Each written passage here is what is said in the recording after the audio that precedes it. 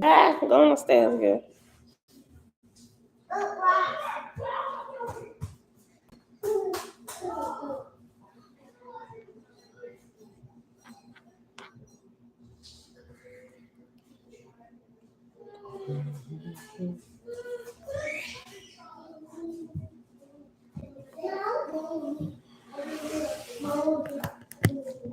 Auntie, Grand Rising.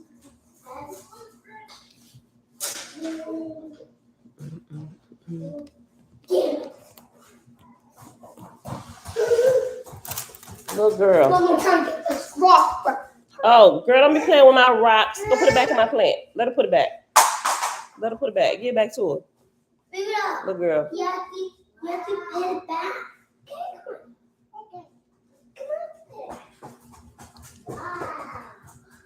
Don't touch. Don't touch. I hear you wowing. Don't touch. Yeah, don't touch.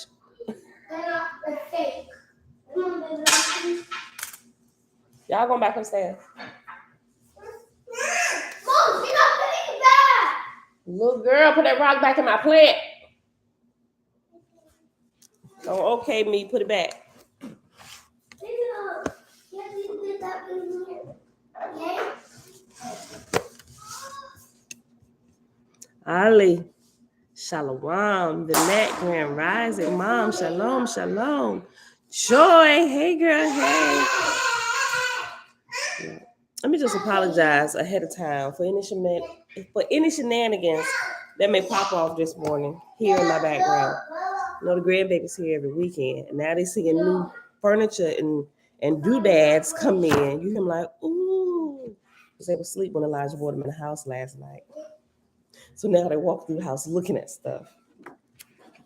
What I say? Upstairs. Go. Where's Elijah? He's still asleep? Y'all snuck out the room? I'm gonna go wake your daddy up. Go on upstairs.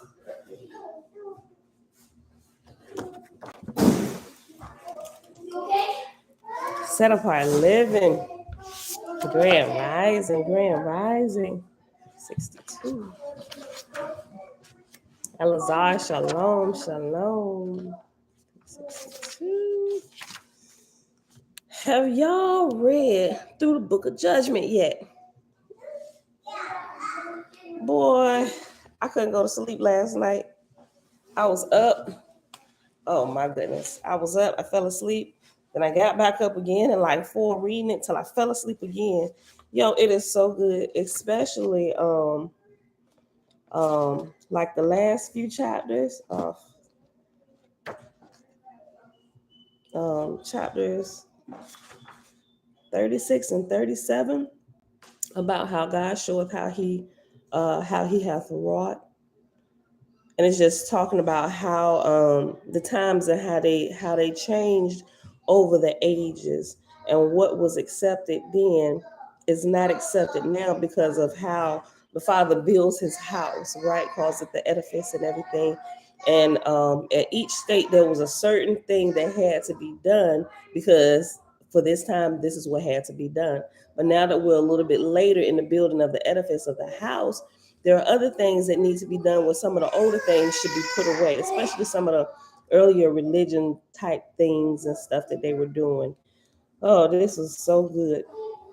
And 37, and you know, anything about marriage catches my attention. And it talks about God revealeth his method of work. And he first started off with his Lewis, by inspiration, control the marriages of certain mortals. You just go upstairs, she'll follow you. Hopefully. Here, put this on your lips. Put it on. Make sure you get back. But y'all have got to read that. I was really thinking about if we should just read a portion of this today. We'll see what we read today, because it is Saturday, right? This is so good. I think we can spend like an extra few minutes reading the extra few chapters. I know we're gonna get to it, but it's gonna be such a long time before we get to it. Okay. All right, y'all. Oahspe College University, Book of Judgment. He said Book of Judgment, read only twice and never went back again. Scares me. Really? Yo, this is I love it. I love it. Like, it hits you deep down in your shanana and make you straighten up. If it don't make you straighten up, it should at least make you consider your ways. I'm just like, ooh, what? We got to get it together. I'm like, oh, if this had been taught to us while we was in Christianity, I, for one, would not have engaged in so many shenanigans and just, Jesus forgive me, going on about my business. Yes. I can't let her follow me. You just go, right? She may or may not follow behind you. That's just what 1-year-olds do. You go.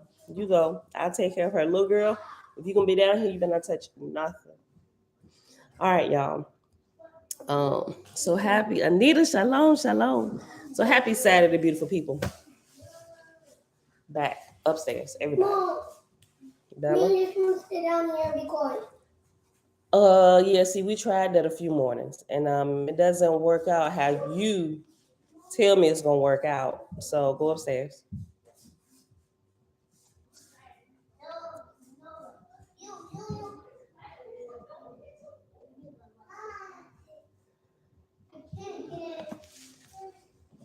Just, you gotta read it today.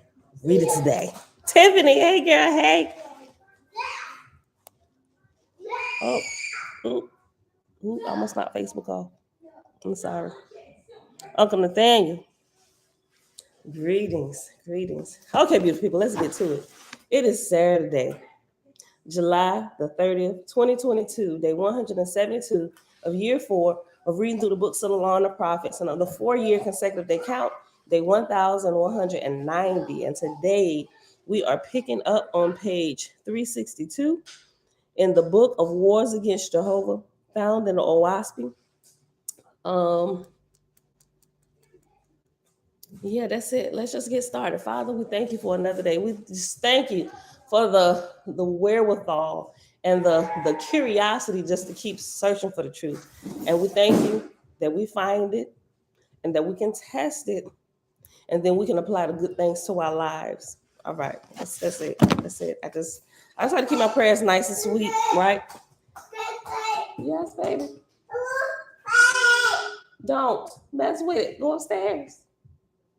Go see if Daddy woke. Go see if Daddy woke. Daddy? Yes. Go see if he's woke. Yep, see if he woke. Okay. Page 362, chapter 41. Darker and darker the Hayden feels palled before the touch of Jehovah's hand to try the self-assumed Lord God and his heavenly works, as if an epoch new and terrible had come to one so audacious, who foremost in heaven and earth had sought to banish the worship and the name of the great spirit from mortals, and to give them instead a heavenly ruler in the image of man. For before this, all nations knew the office of gods and lords, and reverenced them as Jehovah's highest officers, raised up spirits of the dead, wise and powerful. But now, in 5 great divisions of the earth, Satan's Hadan chief had bound his name in mortals with threatened penalties and even death for mentioning Jehovah's name, and to put them to the test, made oaths on burning flesh that whoso would not eat thereof should die. Look, this remind me, before I got into I started in the book of Judgment, then I went to the book of Cosmology and Prophecy. In them last 2 chapters of that, where it gets into prophecy, blew my mind. This just reminded me of that, because it's also talking about flesh, eating flesh, how true prophets are not to eat it. And it's just giving a lot of different details. And every prophet or so-called prophet in the world probably should come across that book once or twice. Cosmo and Cal, shalom. Elijah 7, shalom. Listen, it talks about pretty much the education that a prophet has, and those who prophesy like by the Spirit. That's like the more dangerous way to prophesy, which is what we see most of the time, right? Meaning like you get inspiration from the Spirit. Oh, hold on, girl. Oh my God. Oh, girl, I thought it was a knife. This is just as bad. I thought it was one of the knives from my chopping block. I am still missing it. Hold on. Hold on. Because they was building and spending, needed something to cut.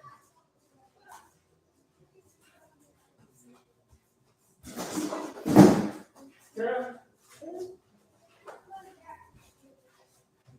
let me do with that knife.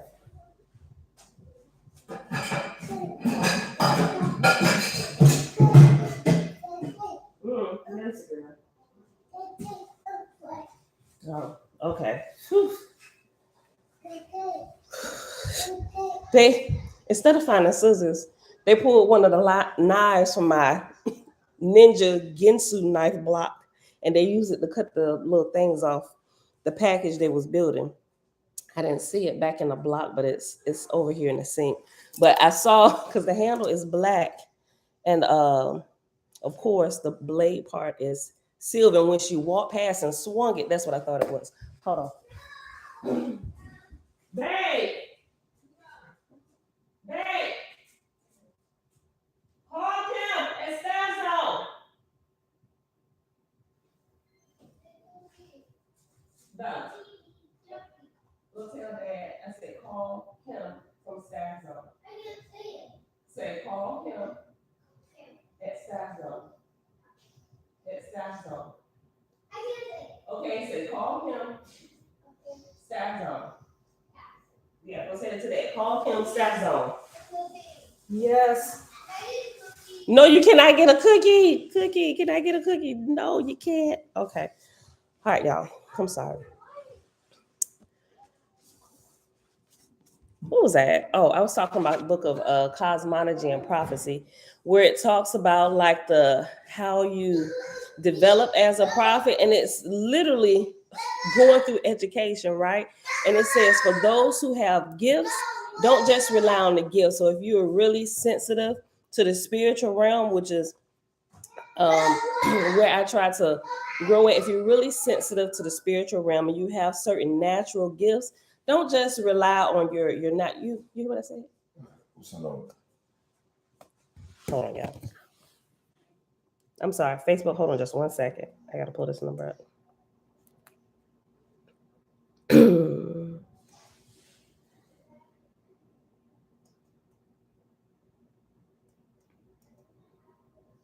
All right.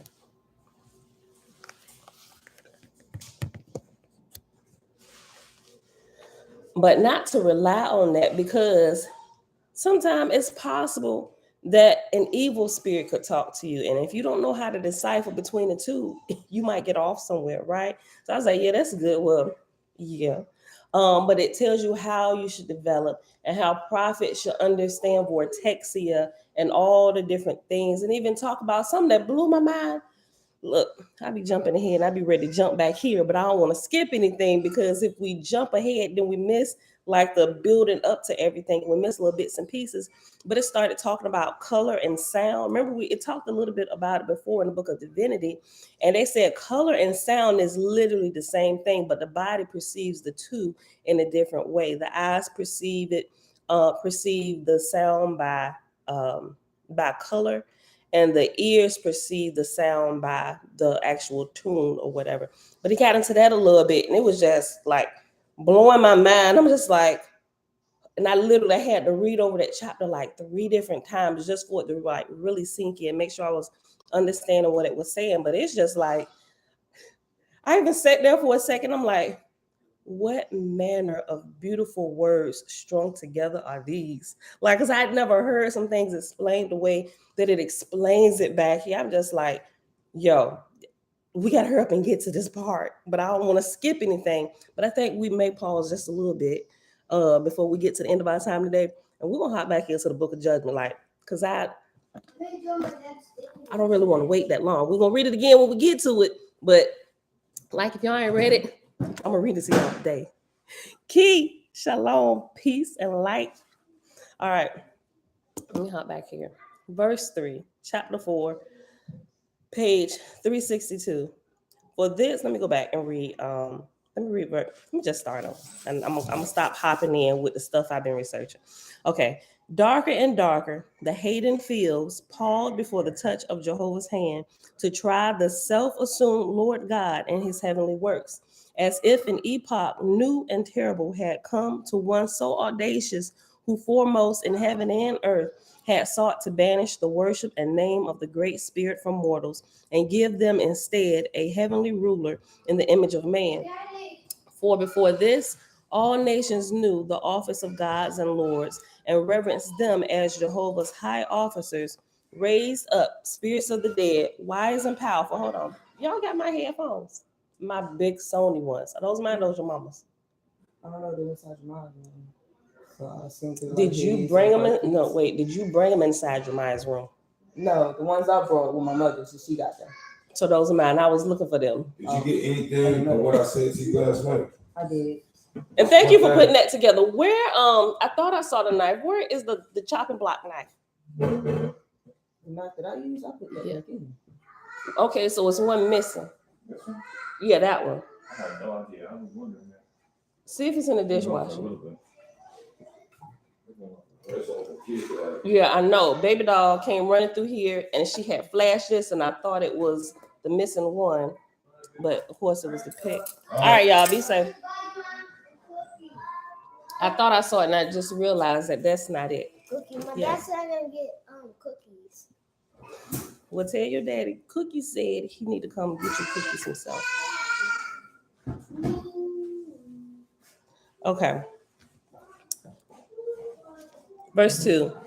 For before this, all nations knew the office of gods and lords, and reverenced them as Jehovah's high officers, raised up spirits of the dead, wise and powerful.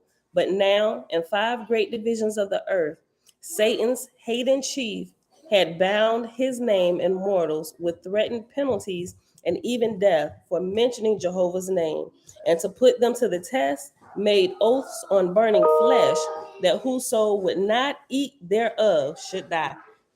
We kind of see this a little bit in I think the Bible may mention it one time where they forced Israel to eat meat, but also in Legends of the Jews, when we was reading through that, there were a few instances where they forced them. And also, what was that last one we read? Remember the woman and the seven righteous sons, and they murdered all her sons in front of her face in hopes to get her to renounce. And each, with every, that story was the bomb.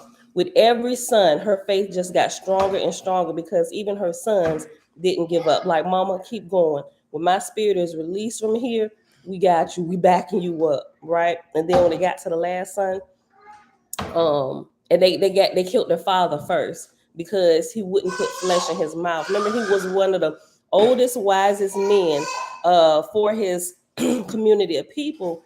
And because they really liked him and they saw the wisdom that exuded from him, what was his name? I forget the book. I'm gonna have to go back and find it. And they told him, they pulled him to the side. They said, look, man, they said, you don't even got to eat it for real, because like, we really like you. Like, we really look up to the wisdom that you get from your God. So here's what you do. When we take you back out there, you can just act like you ate it, right? And there ain't gonna be no problem with us, because we don't really want to kill you for real. But the decree came down from the king. If you don't eat, we gotta kill you. We don't really want to carry that out. And we know you don't really want to die. You got this beautiful woman, these 7 strapping, strong young men, and all of them seem like they following in righteousness like you. Like, we, for real, my G, we need people like y'all here to help balance out our evil. And so he was like, nope, I'm not even gonna act like I'm doing something that's evil, because it will cause those weak in faith then to turn against.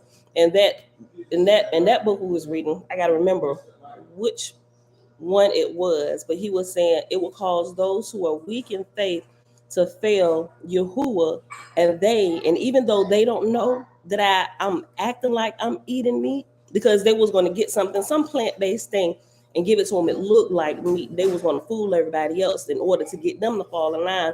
He said, I'm not even going to trick them. He said, because I'm going to be held accountable for causing them to stumble when I was acting like it. And then I wouldn't even be able to live with myself knowing that I didn't eat it, but I acted like it to be in cahoots with you to make them eat it. And now they literally just damn their own souls. He said, so I'm not going to do it. He said, so Go ahead and take me to the slaughter. I'm gonna die with my dignity and my faith in my creator. I'm just like, boy, and from the father, they murdered the father, murdered all the sons, and the last son, I love the way the last son did it. He's like, you know what? Call the king. Tell the king I want an audience with him, right? He was acting like he wasn't about to give his life, but he wanted to make sure that the king was right there in front of his face with all his subjects. And by this time, the king was like, oh, all we had to do was murder. We had to murder all 6 of them. We didn't really want to do it, but we put down this decree. So everybody come on and see, look at what diligence will get you. Somewhere down the line, somebody not righteous enough gonna give in, and we're gonna get everybody. Had everybody join. Mama right there. Mama knew, and even she had even thought, like, even if my son gives in, I'm not. That's just how strong she was. Just as strong as her husband was, because you didn't see one without the other. They rode in faith together. And so when they got there, he just kind of recapped the story about the threats and what they did to the father. And it would be wise of him, according to the king's decree, to give in so that I could live and that my poor mother doesn't have to die.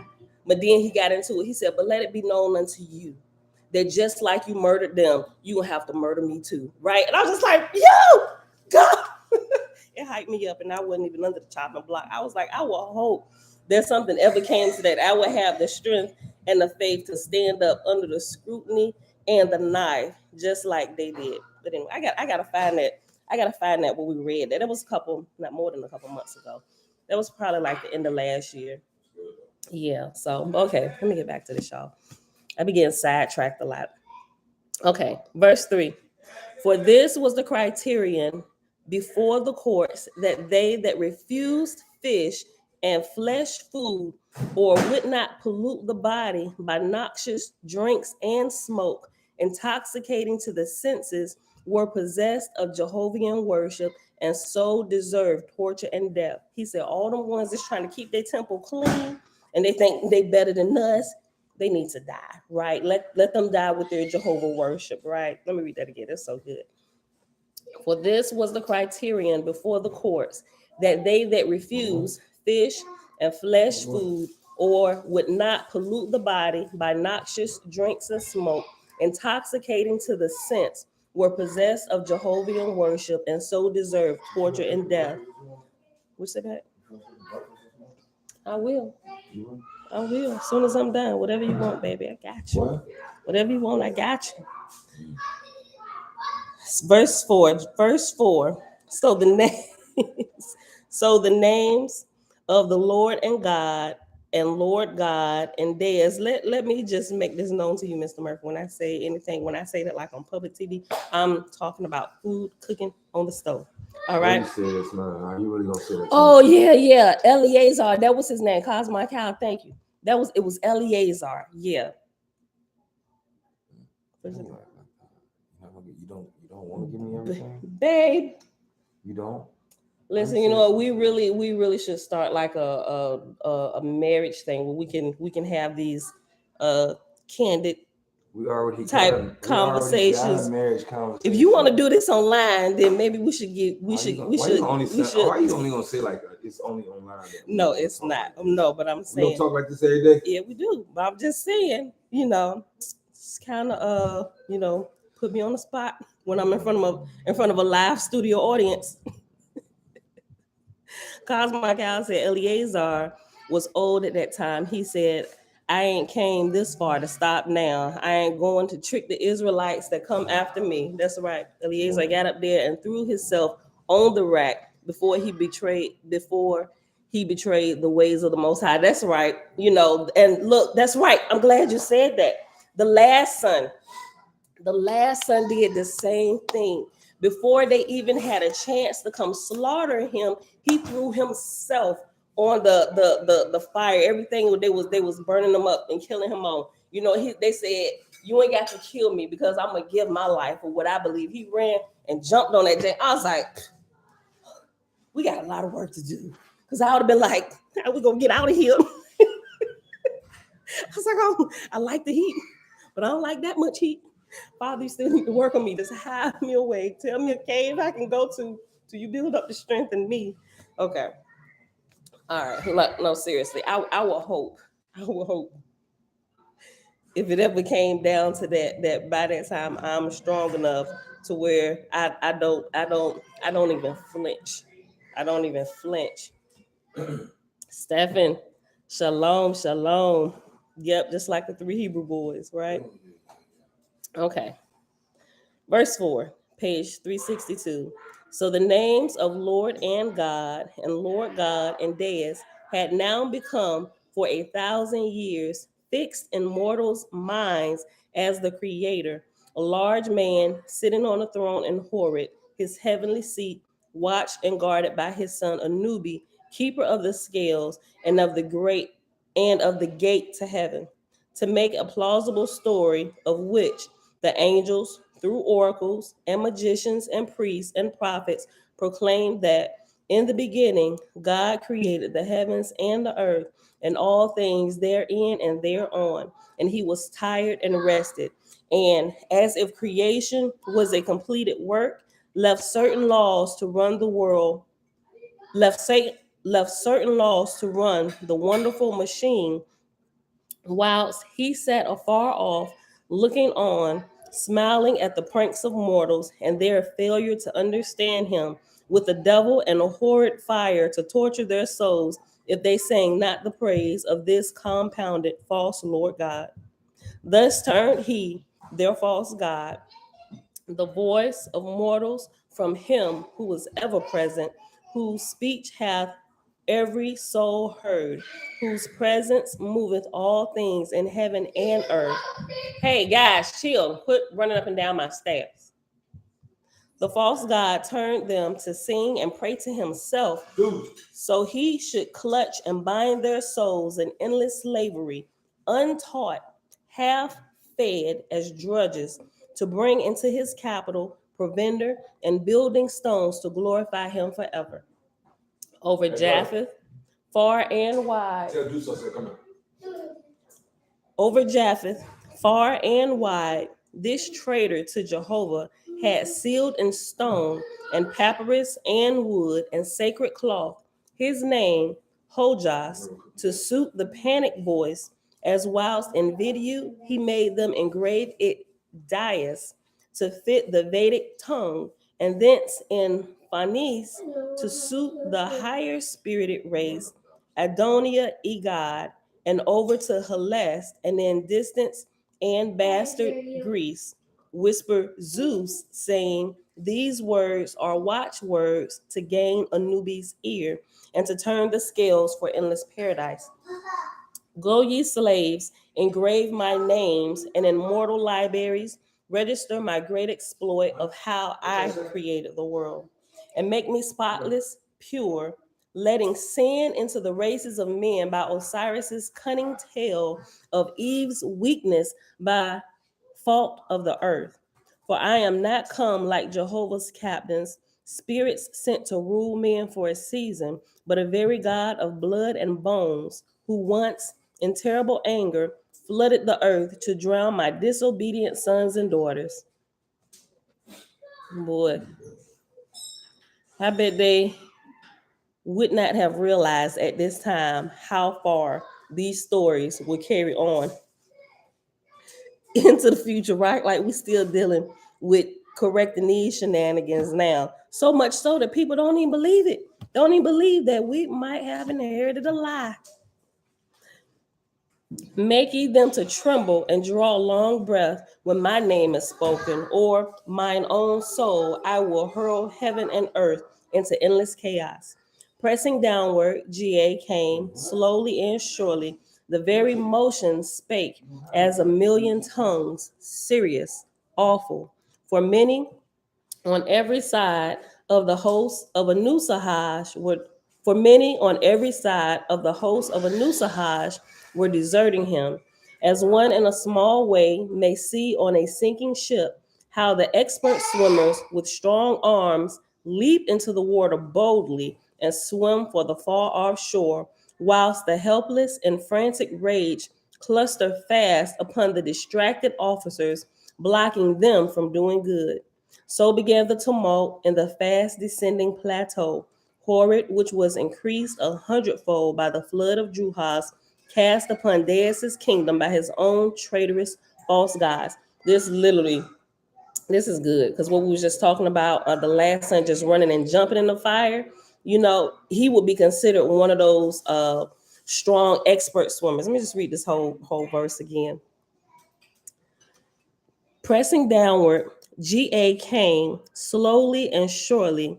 The very motion spake as a million tongues, serious, awful. For many on every side of the host of Anusahaj were deserting him, as one in a small way may see on a sinking ship how the expert swimmers with strong arms leap into the water boldly and swim for the far off shore, whilst the helpless in frantic rage cluster fast upon the distracted officers, blocking them from doing good. So began the tumult and fast descending plateau, horrid, which was increased 100-fold by the flood of Juhas cast upon Deus's kingdom by his own traitorous false gods. Remember yesterday, right before we ended, Ahura was sent by Jehovah. Remember, Ahura has changed his ways. He's back on the path of righteousness, trying to clean up his messes, right? And so because Anusahaj was under him, Jehovah thought no one would be better to kind of convince him than his own once false Lord, who is now righteous. So Ahura came to him. He said, listen, my brother, look, just gave him a quick rundown. He said, I'm here to help if you want it. You ain't got to go this way.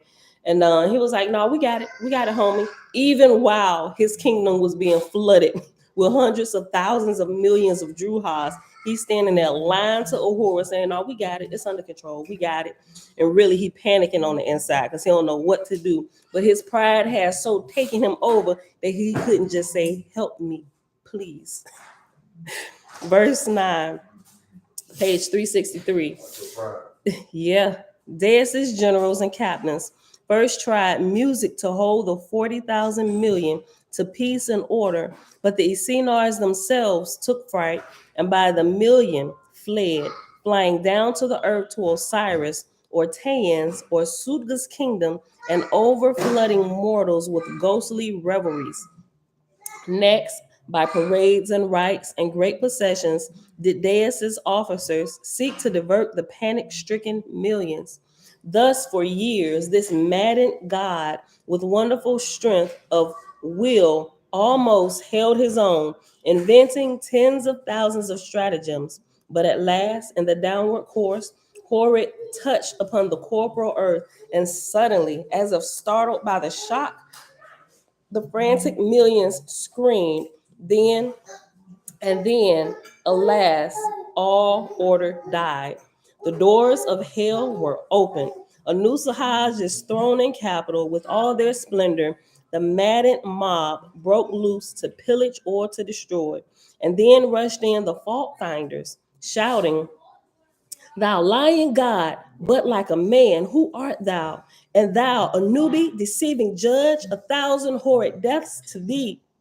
But the unlearned Druhas knew not who was rank or officer, God or judge, but seized the pale and trembling Deus and Anubi, and more than 1,000,000 officers overpowered them by 10 million to 1, pressed on the foul-smelling crowd.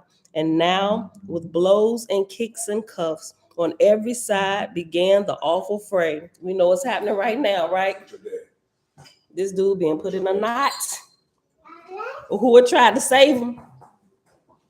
And now, with blows and kicks and cuffs on every side, began the awful fray, till stretched as wide as the earth, the countless millions were plunged into hell, whereupon to right and left was now an unceasing combat, and all the hosts of the Lord God were sworn for vengeance against anyone they came against.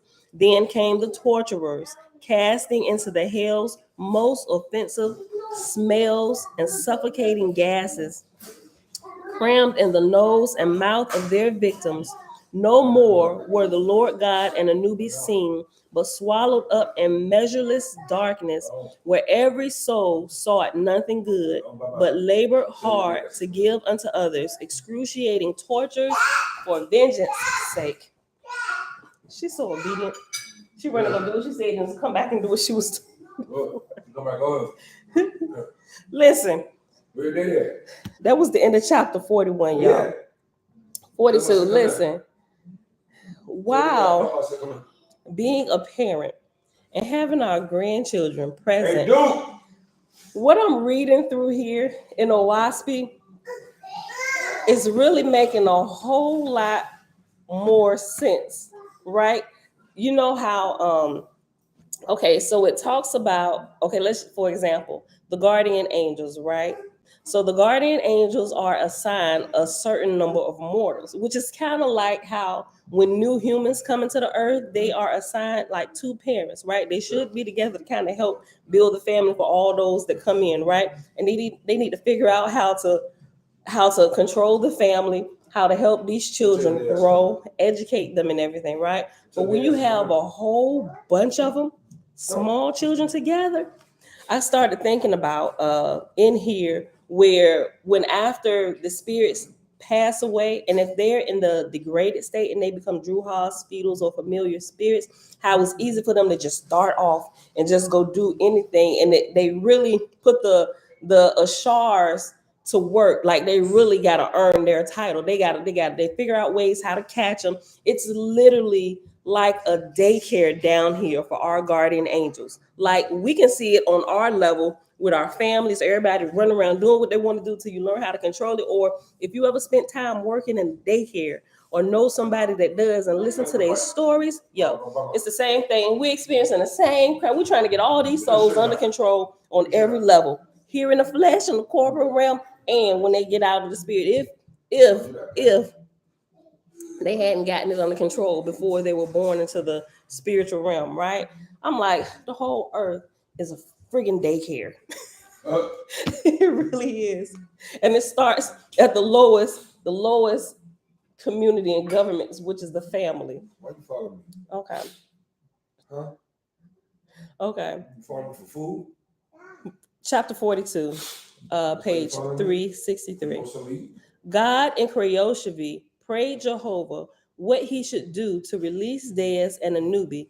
Jehovah answered, saying, my son, thou shalt first labor for them that desire. Whoso courteth darkness deserveth not thy hand.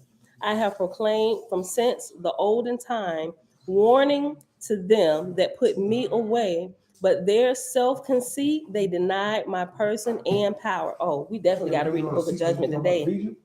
And this is 32 chapters, because this just hit on something of what the book of Judgment says. So when we done reading 42, we're going to jump over, where we at, 37 minutes now? We're going to jump right over to the book of Judgment, and we're going to read like not the last two chapters, but the two chapters before the last two, which is 36 and 37. Yeah. Francis, love, peace, and power. Okay. Oh, Kia just saw your comment. She said, and people don't even consider these spirits wandering everywhere, literally, like everywhere. Look, if you got some kind of craziness happening in your house that look like otherworldly or paranormal activity, it could be somebody haunting your house or messing with you, but it could very well be and a shard trying to chase the spirit that they got under their command. They're like, you ain't gonna catch me. And they're just running through your house, knocking over stuff. They running after them, trying to, hey, you supposed to be over here, right? They trying to, I'm joking, but seriously, that's probably what's really happening for real. I don't know, but the more I learn, I'm almost convinced that's what's happening. Okay. Verse 1. God in Jehovih prayed Jehovah what he should do to release Deus and Anubi. Jehovah answered, saying, my son, thou shalt first labor for them that desire. Whoso courteth darkness deserveth not thy hand. I have proclaimed from since the olden time, warning to them that put me away. But in their self-conceit, they denied my person and power. And the book of Judgment going to tell you exactly what happened to them. Verse 2, wert thou this day to deliver from hell Deus and Anubi, and there are thousands of millions of self-torturing slaves, they would but use their deliverance to mock my creation, saying, it lasted not, it was but a breath of wind. For which reason thou shalt not yet meddle with the hills of Horeb. Like, leave them alone. They need to sit in that mess that they made for a little while, right? Just for a little while. Verse 3. In 400 years I will bring the earth into another dawn of light. Till then, let Deus and Anubi and their hosts take their course. God inquired concerning Osiris and Taan, and Sudga and Jehovah answered him, saying, Sufficient unto them is the light they have received. Suffer them also to take their course, but they also shall become involved in hells of their own building.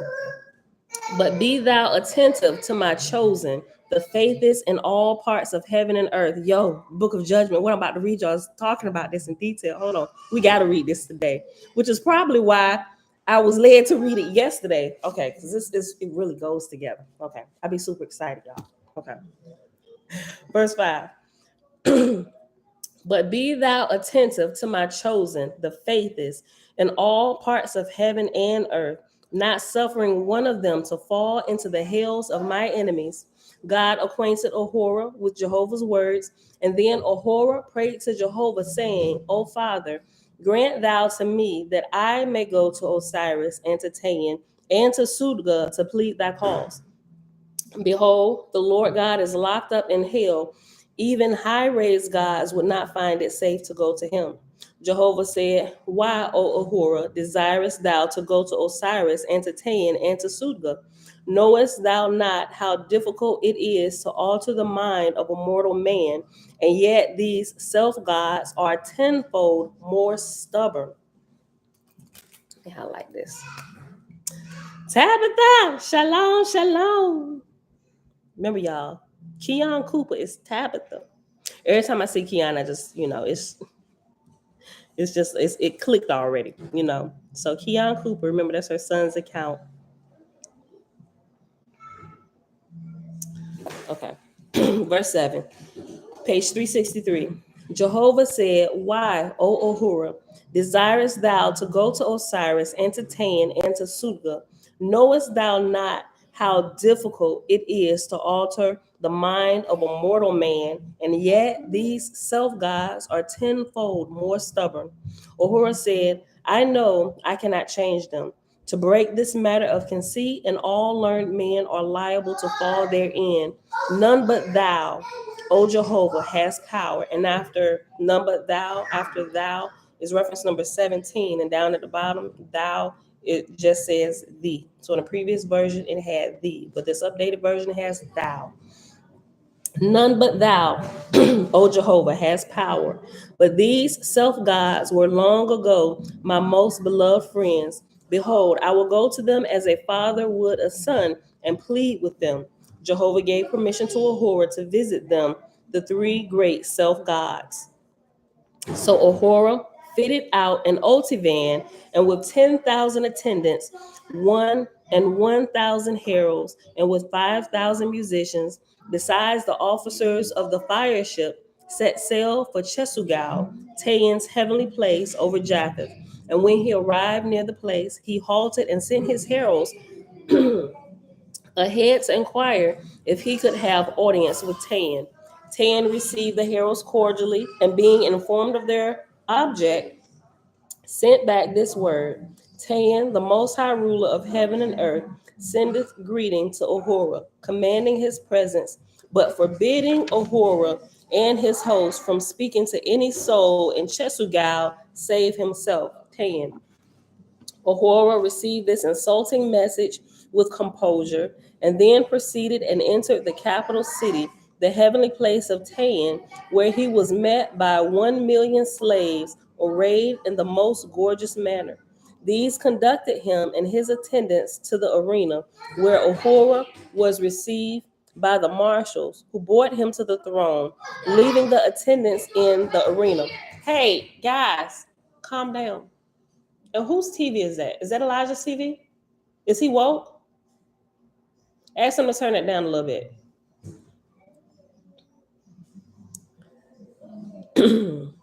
Here, Taan saluted on the sign of Taurus, and then after the sign of Taurus is Exbau, Exbau. And Ahura answered in the sign friendship, Aries. Verse 12, Tahan signaled privacy, and so all others fell back, leaving Ahura and Tahan alone. Tahan said, come thou and sit beside me on the throne. Ahura said, because thou hast not forgotten me, I am rejoiced. And he went up and sat on the throne. Tahan said, because thou art my friend, I love thee. Because thou art beside me, I am rejoiced. It is more than 1,000 years since mine eyes have beholden thee. Tell me, Ahura, how is it with thyself and thy kingdom? Ahura said, as for myself, I am happy. For the greater part, my kingdom is happy also. My trials have been severe and long enduring, but of my 4,000 million, more than half of them are delivered beyond atmosphere, high rays, and the others they grade from 50 to 90. Tayan said, Tayan said, and for thy more than 2,000 years toil, what hast thou gained by striving to raise up these Druhas? Ahura said, this only, O Tayan, peace and rejoicing in my soul. Hold on, I gotta highlight that. He said, what you get from doing all that work? He said, peace and joy in my soul.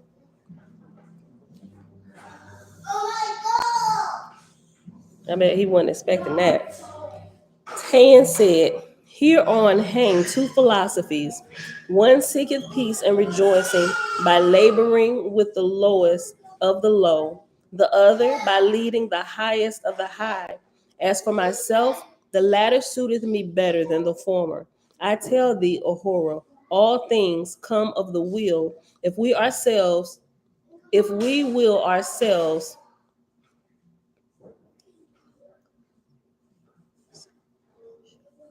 okay. I tell thee, Ahura, all things come of the will. If we will ourselves, okay, I was still reading wrong. If we will ourselves, okay, I'll read it again. I tell thee, Ahura, all things come of the will. If we will ourselves to shut out horrid sights and complainings, such as the poor droop and the druge indulge in, we have joy in a higher heaven. Hey guys, y'all still extremely loud. Bella, how about you take all of that upstairs? Yep, you can take that too, baby. Take that too. Take it upstairs. You gotta go to the bathroom?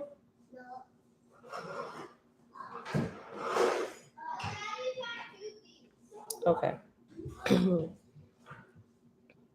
I tell thee, Ahura, all things come of the will. If we will ourselves to shut out horrid sights and complainings, such as the poor droop and the druge indulge in. Yes, girl. You take your girl, baby. She was screaming cookie all morning. I'm sorry, y'all. It's Saturday. They got up before me, like early in the morning. Why is everybody up at 5 o'clock in the morning? I did first. Or Jemiah and Jalen got up first. And then third. Okay. You still asleep. Y'all, please get out. Go, cause you too loud with the refrigerator door. If you can be quiet, y'all can stay. But if not, follow suit with the tiny ones. Follow suit with the tiny people. Say, fix yourself something, okay? You can get something. Where was I at? I tell thee, Ahura, all things come of the will. If we will ourselves to shut out horrid sights and complainings, such as the poor droop and the druge indulge in, we have joy in a higher heaven. To me, it is thus. Sympathy is our most damnable enemy, for it bindeth us to the wretched and miserable. To put away sympathy is to begin to be a great master over others, to make them subservient to our wills. Ahura said, is it not a good thing to help the wretched? Tayan answered, to help them is like drinking nectar, to make one's senses buoyant for the time being, that is all. They relapse and are less resolute than before, but depend on being helped again. For which reason, He who helpeth the wretched doeth wrong. I'm sorry. For which reason he who helpeth the wretched doth wrong. Let's try this again. For which reason he who helpeth the wretched doth wrong them woefully, to make them know their places. This is the highest. For have not even the gods to submit, for have not even the gods to submit to their places? To learn to be happy with one's place and condition is great wisdom. Herein have thousands of gods fallen. They helped up the poor and wretched, as one may in sympathy to serpents. Take them into his house and pity them. They immediately turn and bite their helpers. But speak thou, O Uhura, for I have respect to thy words. He really just told him, I ain't listening to you because I already believe this, but go ahead, I'm listening. But speak thou, O Uhura, for I have respect to thy words. Uhura said, if a man plant an acorn in a flower pot and it take root and grow, one of two things must follow. The growth must be provided against, or the pot will burst. Even thus draweth from the sources around about the lowest druge in heaven. None of the gods can bind him forever. Alas, he will grow. All our bondage over them cannot prevent the soul, soon or late, taking root and growing. How then can we be gods over them forever? Tan said, thou art a god over them. I am a god over them. Where is the difference? Uhura said, I am not in my own name, though I am a god over them, yet I am not God over them. That was good. I like what he just said. Listen. That Tan said, thou art a god over them. I am a god over them. Where is the difference? Uhura said, I am not in mine own name, though I am God over them, yet I am not God over them. For I teach them they shall not worship me, but Jehovah.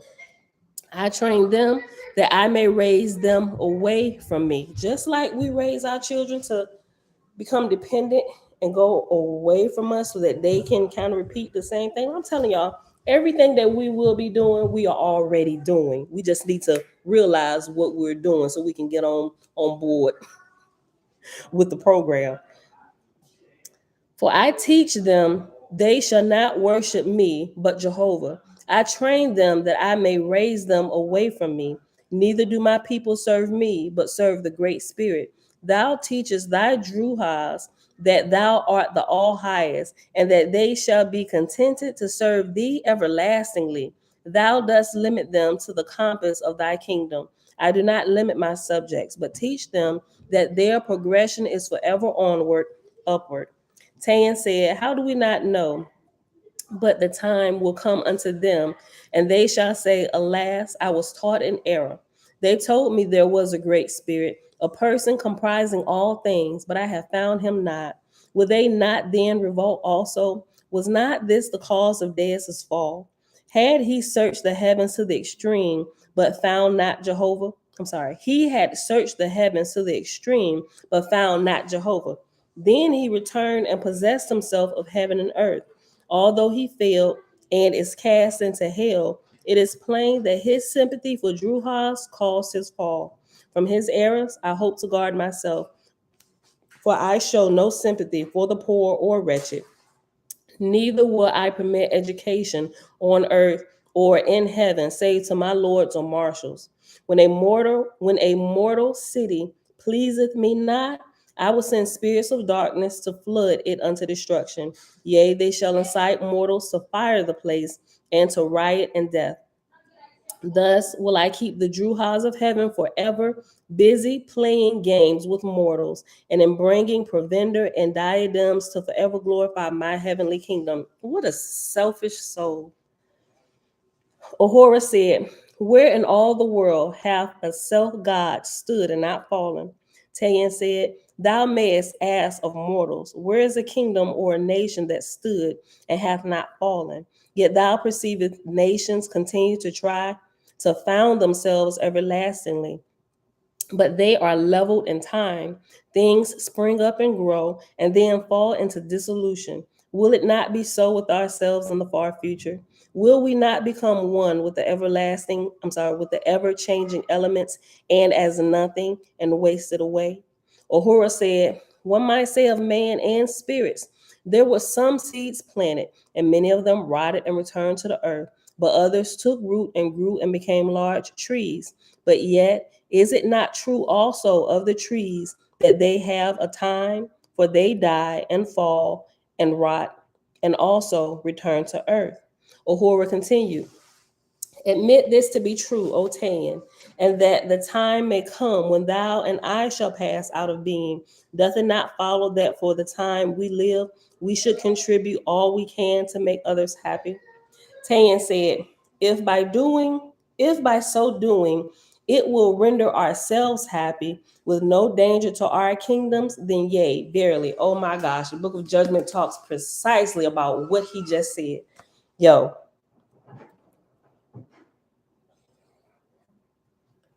Tayan said, verse 24, page 364. Tayan said, if by so doing it will render ourselves happy with no danger to our kingdoms, then yea, verily. For which reason we are not forced back after all the position that we shall labor for our own happiness without regard to others. One man delighteth in art, another in philosophy, another in helping the poor and wretched, and another in eating and drinking, and another in ruling over others. Shall not they all have enjoyment in the way of their desires? Shalt thou say to him that delighteth in eating and drinking, stop thou, come and delight thyself, helping the wretched? Ahura said, this I have seen. The intelligent and clean have more delight than do the stupid and filthy, the rich more enjoyment than the poor. As for ourselves, we delight more in seeing the delighted than in seeing the wretched. More do we delight to see a child smile than to hear it cry.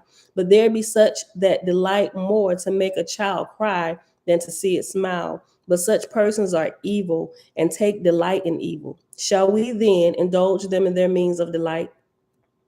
Or is there not a limit? As when we say, all men have a right to do that which delighted themselves, provided it mar not the delight of others? Tan said, thou hast reasoned well. We shall delight ourselves only in such ways as do not mar the delight of others. Whereupon Ahura said, then am I not delighted with the manner of thy kingdom, and thou shouldest not practice what giveth me pain, because thou hast resolved to educate not mortals nor angels, thou hast raised a hideous wall in the face of gods. Tan said, this also wilt thou admit, that as we desire to delight ourselves, we should look for the things that delight us and turn away from things that delight us not. Therefore, let not the gods turn their faces this way, but to their own affairs. He said, okay, if that's how you feeling, let me say this. I don't desire to make you feel some type of way. And if looking at my kingdom make you feel some type of way, don't look at my kingdom. Go mind your own business. Find out what make you happy. Just don't look over here.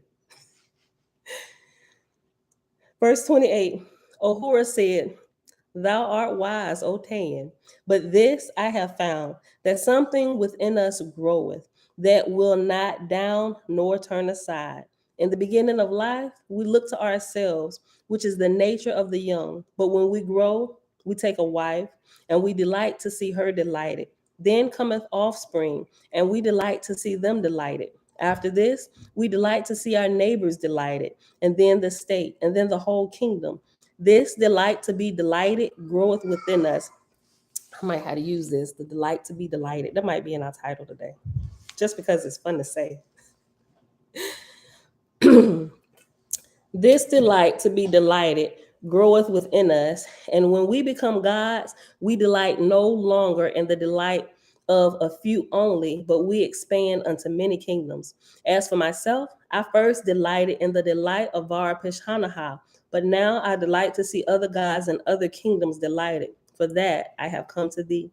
I fear thy fate. I love thee. I love all thy people, good and bad. Behold, this I have found, that it is an easier matter to suffer a river to run its course than to dam it up.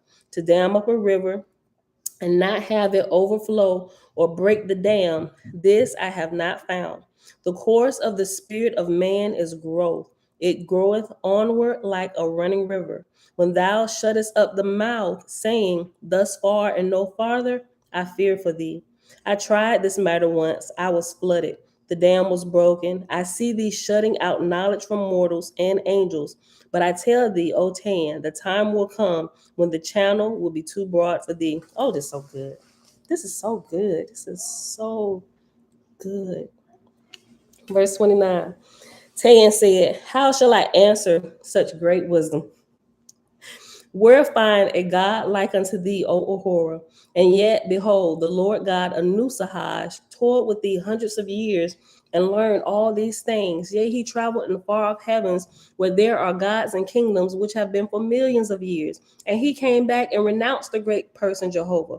He said, all things are not a harmonious.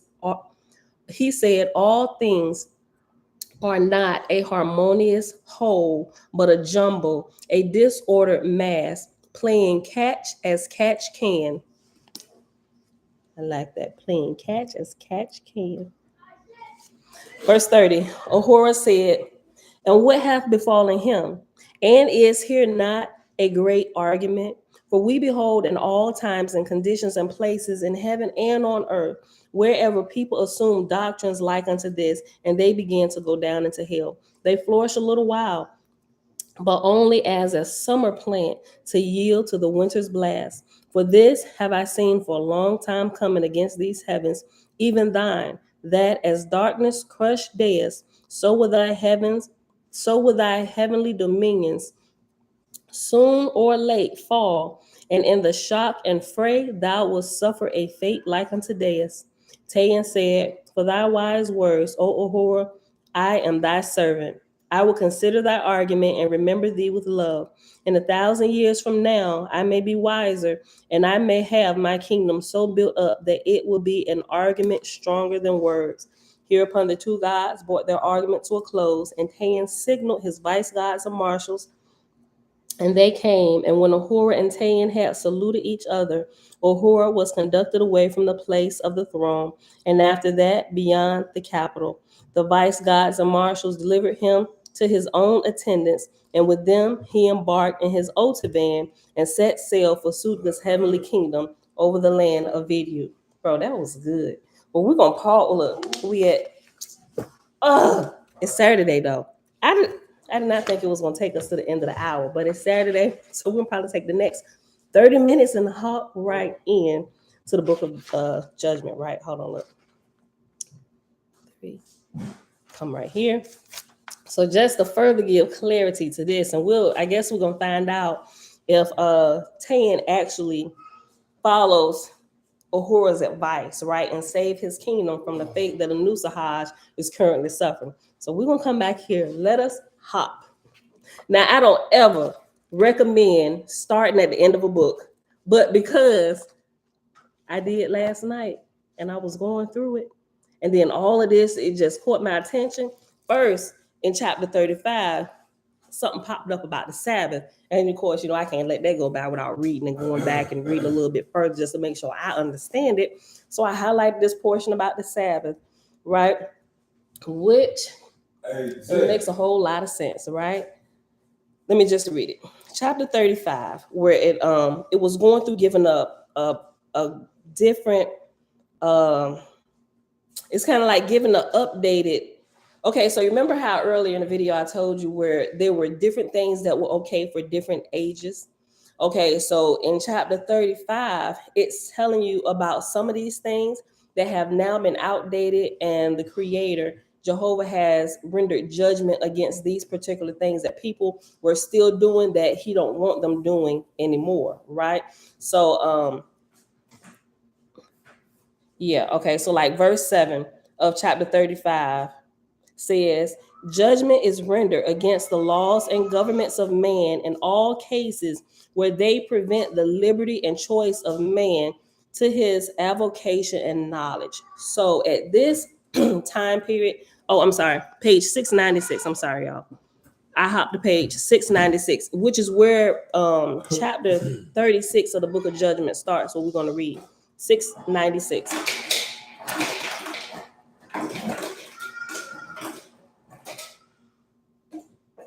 Okay, so the Creator wants us free, right? So we should be at an age now, just like growing up. You know how when you become teenagers, you get a little bit more leeway from your parents and stuff, and it's time for you to start actually walking in the lessons that they've taught you. You know, you get a curfew and stuff. As you get a little bit older, you get freedom to go hang out with your friends. It's time for you to put into practice some of the things you've learned, right? And you start mingling with other people. You got to give them the freedom to actually grow, right? You can't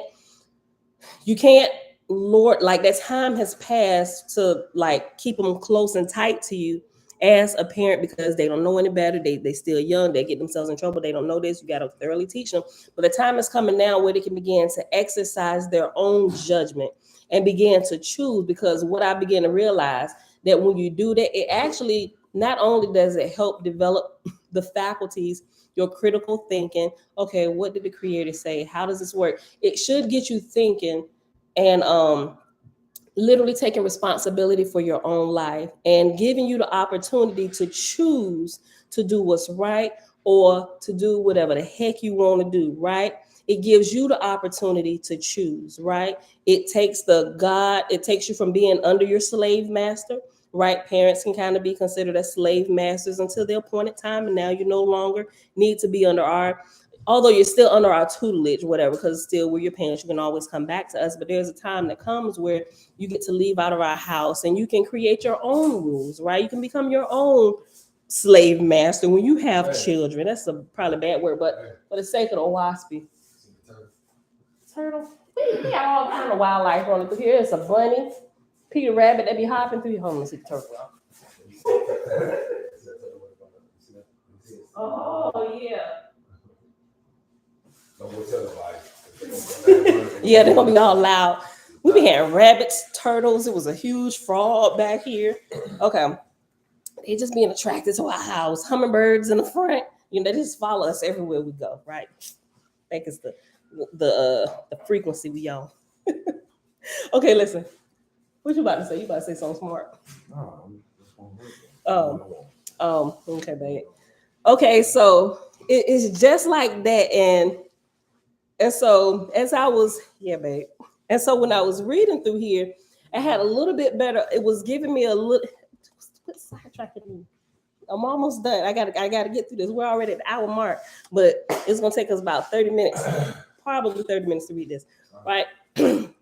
So it gives us the opportunity to grow up and exercise our own faculties without always having somebody over you. Do it this way, do it this way, do it this way, right? That time has passed. Well, sometimes we need to bring you back in. Okay, well, son, how did that work out for you? You know. So okay, all right.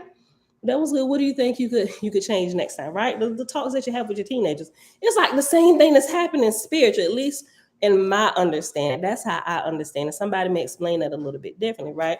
So I'm gonna read this again. Page 696 and chapter 35 of the book of Judgment, verse 7 says, "Judgment is rendered against the laws and governments of man in all cases where they prevent the liberty and choice of man to his avocation and knowledge," right? And so I just read it through the Sabbath portion down to 13, then we'll hop over to 36. And verse 8 says, "It is not sufficient for thee to say, behold, the public will be taken advantage of by ignorant pretenders. Thou hast no right to say what the public will suffer and thus base a law on prospective damage," right? He said, don't even be doing that, because you don't even know if it's going to turn out like that. Let them have the opportunity to choose, right? Verse 9, "When the public have suffered, and when they themselves demand protection by such laws, then shall such laws be made." To make such laws beforehand is to sin against Jehovah, because you take away their freedom to choose, right? If they go through the process and they deem that I probably need to set some safeguards in place for myself, do we agree? Can we? Because this was just terrible. We thought we knew something that we really didn't know. we need a little bit of extra help. So John, would you be the spokesperson and go tell them and say, help me, please? Right? And then when they realize that they need more help, let them come ask. And then let laws be made according to the things that they feel like they need to help them grow. Right? I was like, yo, this makes so much sense. So much sense. And then verse 10 says, it was said of old, thou shalt keep holy the Sabbath day. And it was defined what a man should not do on that day. Judgment is rendered against that law. Nevertheless, I put not aside the practice, right? So he said judgment is rendered against it, but we're not going to put it aside because it's still good, right? But people can choose now, right? So I was like, oh, okay, I get that. Okay, I get it. My understanding is developing. I can see where this is going. Okay. Verse 11. Judgment is rendered against that law. Nevertheless, I put not aside the practice, but the time hath now come when man shall judge himself as to whether he will or will not keep any day sacred. Moreover, man shall not hence. Oh, I'm sorry. That goes into the that was the end of the Sabbath part. What I did. Where is my? Oh, I forgot that I added this. I did my breaking up of the scripture wrong, and that verse 13 goes with the I'm sorry, no, it didn't. I'm sorry, I'm talking too fast. Let me keep reading. Verse 13 is a part of this. Moreover, man shall not henceforth be accountable as to whether he keeps or not keep any day as a sacred day. Yet this accountability shall be unto all men, whether they fulfill in wisdom and righteousness their utmost capacities. So it's like, we'll let you choose. We ain't no longer holding you in it, but you choose whether it's good or bad, right? Whether you should keep it or you should not keep it, right? It's your choice now. You choose. Okay.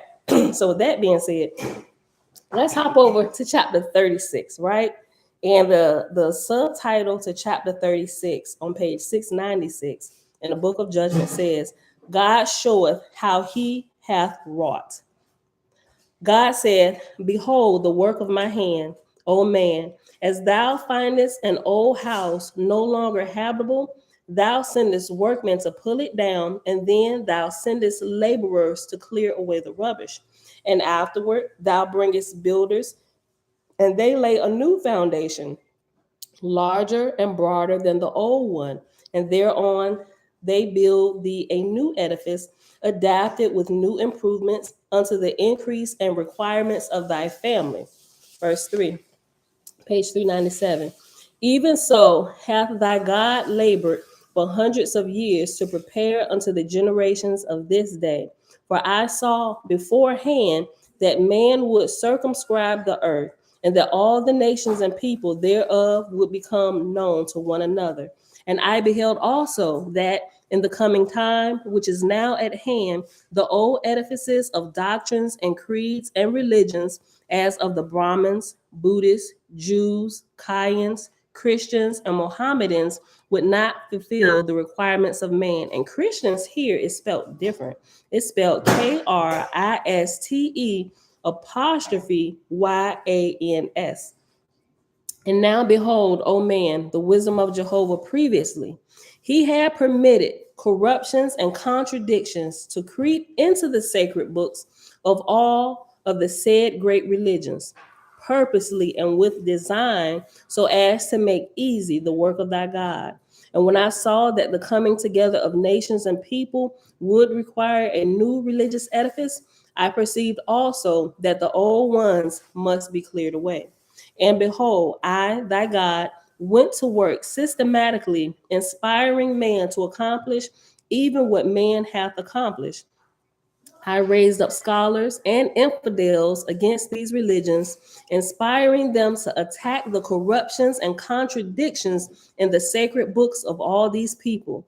And in the same time, I sent infidels against the Jewish Bible. I sent infidels against the Hindu Bibles, and against the doctrines of Brahma and Buddha and Kayu, and against the Christians and Mohammedans.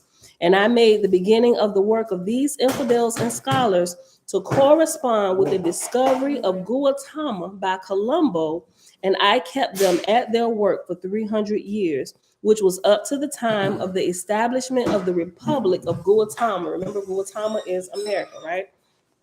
Which I, thy God, provided to be untrammeled by an established religion. After my workmen, the scholars and infidels, had thus undermined the old edifice, behold, I sent laborers under the name of merchants and traders to commence clearing away the rubbish. And because of their desires in money getting, they considered not the religious edifice of any people, and they provided comity relations whither they went. For 100 years, these, my laborers, have been at their work, stripping off and clearing away the prejudice of nations and peoples against one another. Verse 15, and actually verse 12, 13, and 14, I got it highlighted. It goes with verse 1, right, where it says in verse 1, God said, behold the work of my hand, O man, as thou findest an old house no longer habitable, thou sendest workmen to pull it down, and then thou sendest laborers to clear away the rubbish.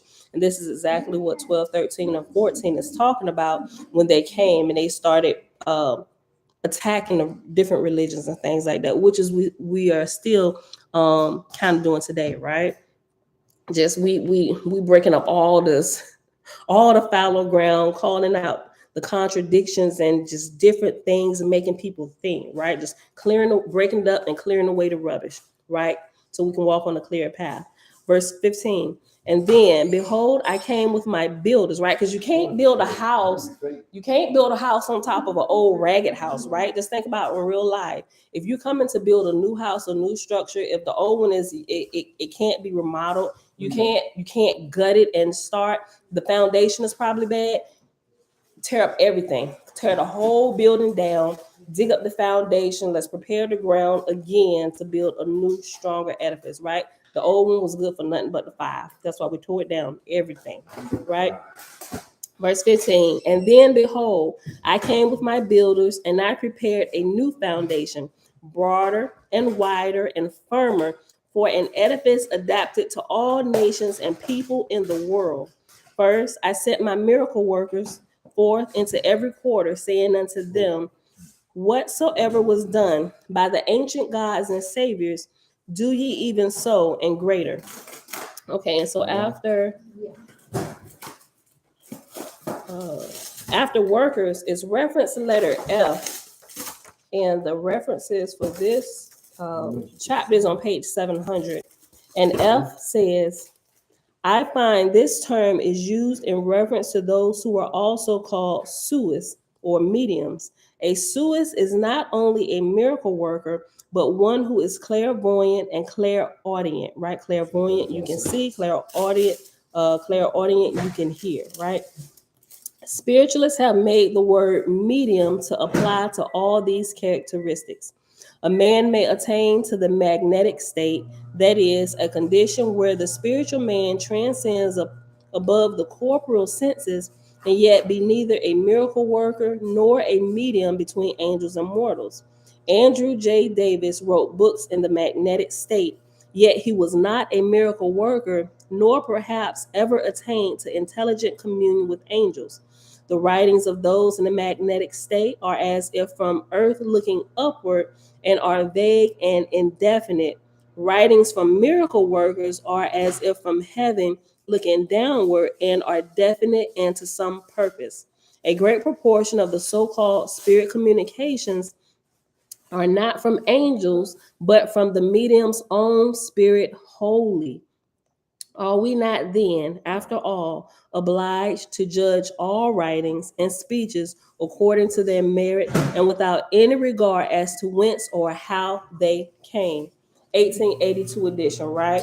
And a lot of people, even with this book, with Oahspe, a lot of people they're looking, it says, are we not then, after all, obliged to judge all writings and speeches according to their merit and without any regard as to whence or how they came? Instead of judging what we're reading in Oahspe and testing the principles, people are attacking how it came. You're okay with going to somebody's church and getting a word from the Lord through prophecy, but you're not okay with the same exact thing, the same thing that they did in church, he did here, right? But it's automatic writing. Whether you speak it or writing, you call it different things. You're okay with that, but you're not okay with this.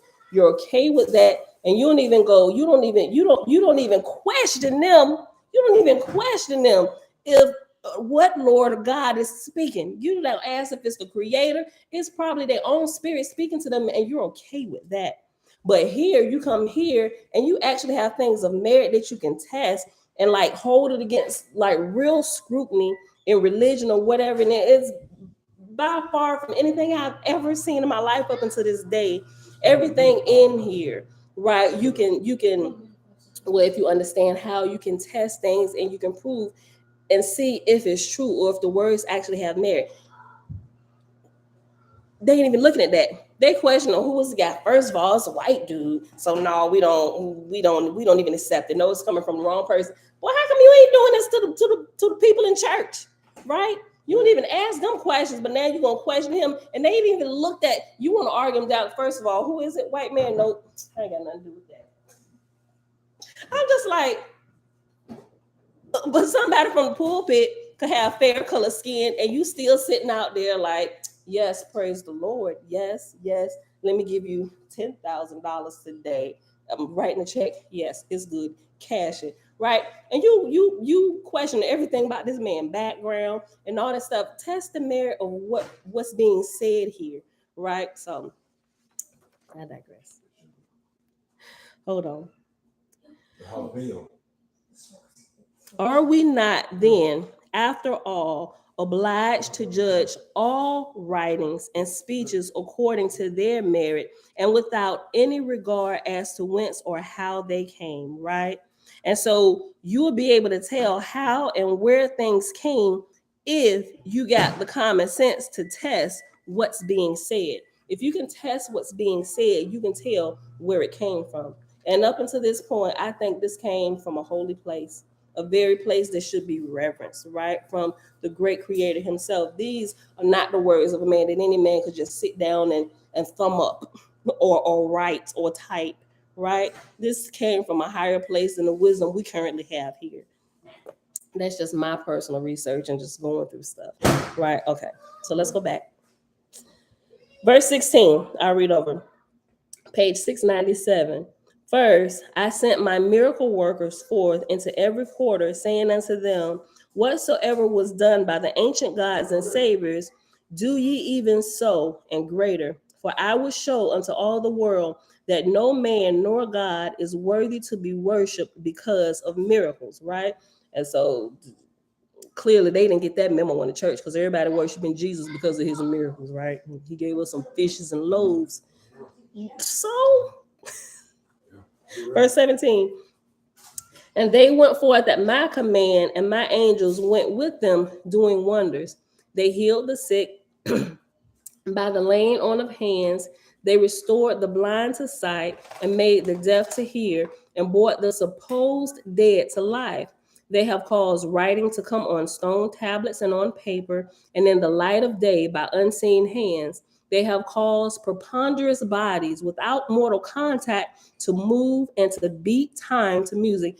I've seen, okay, so you see this a lot, like overseas, right?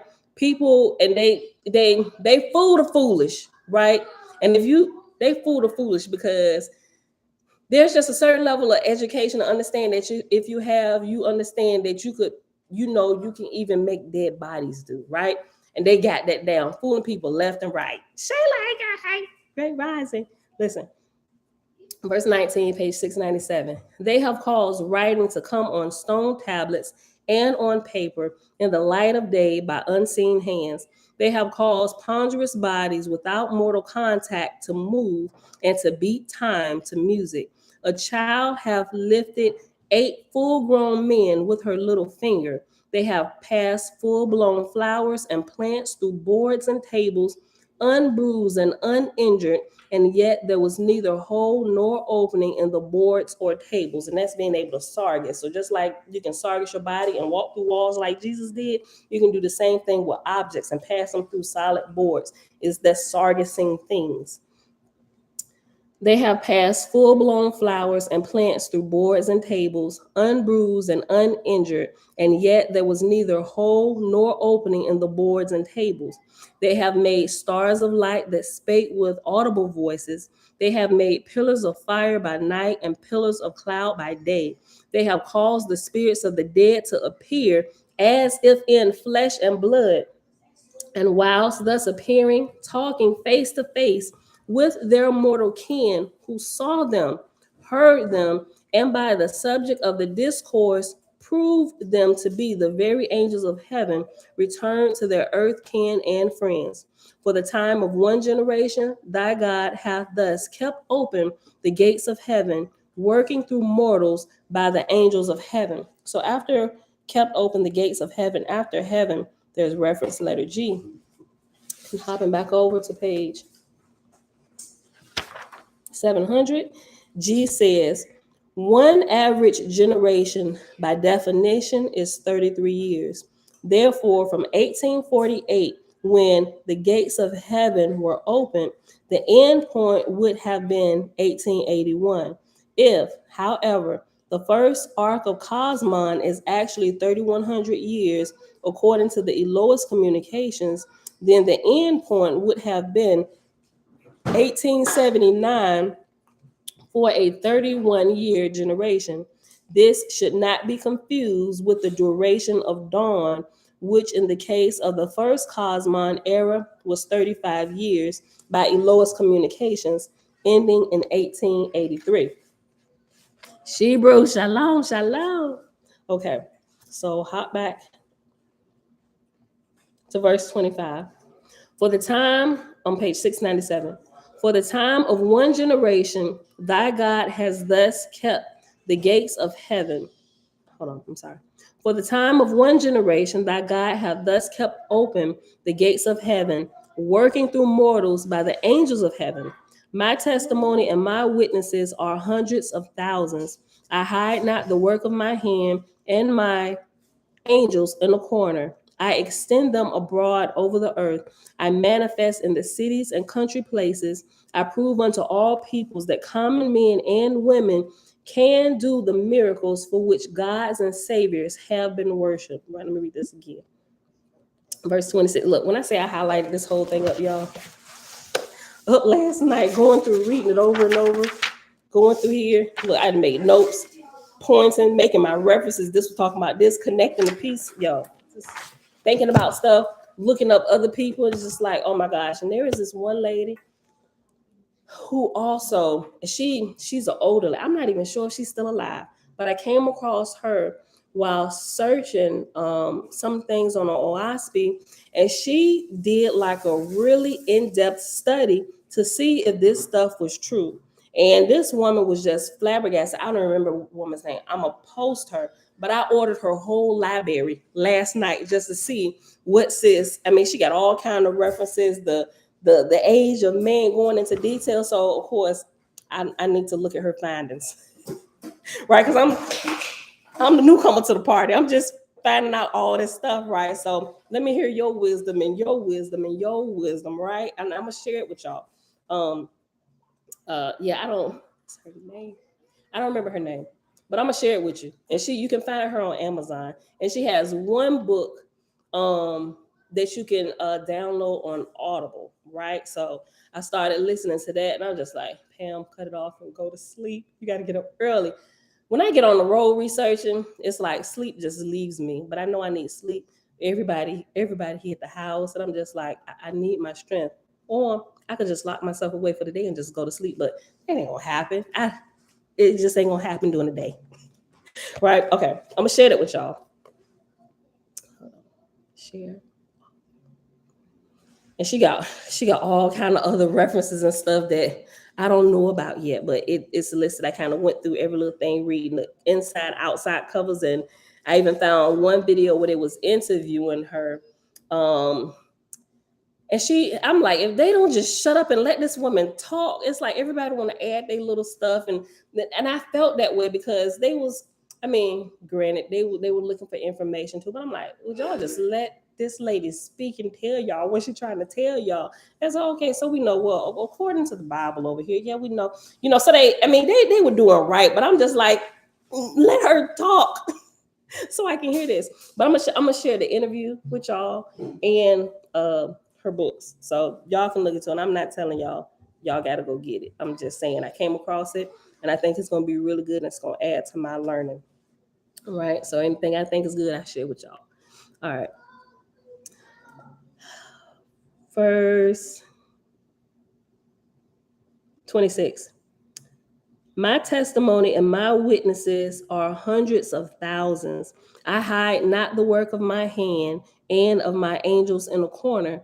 I extend them abroad over the earth. I manifest in the cities and country places.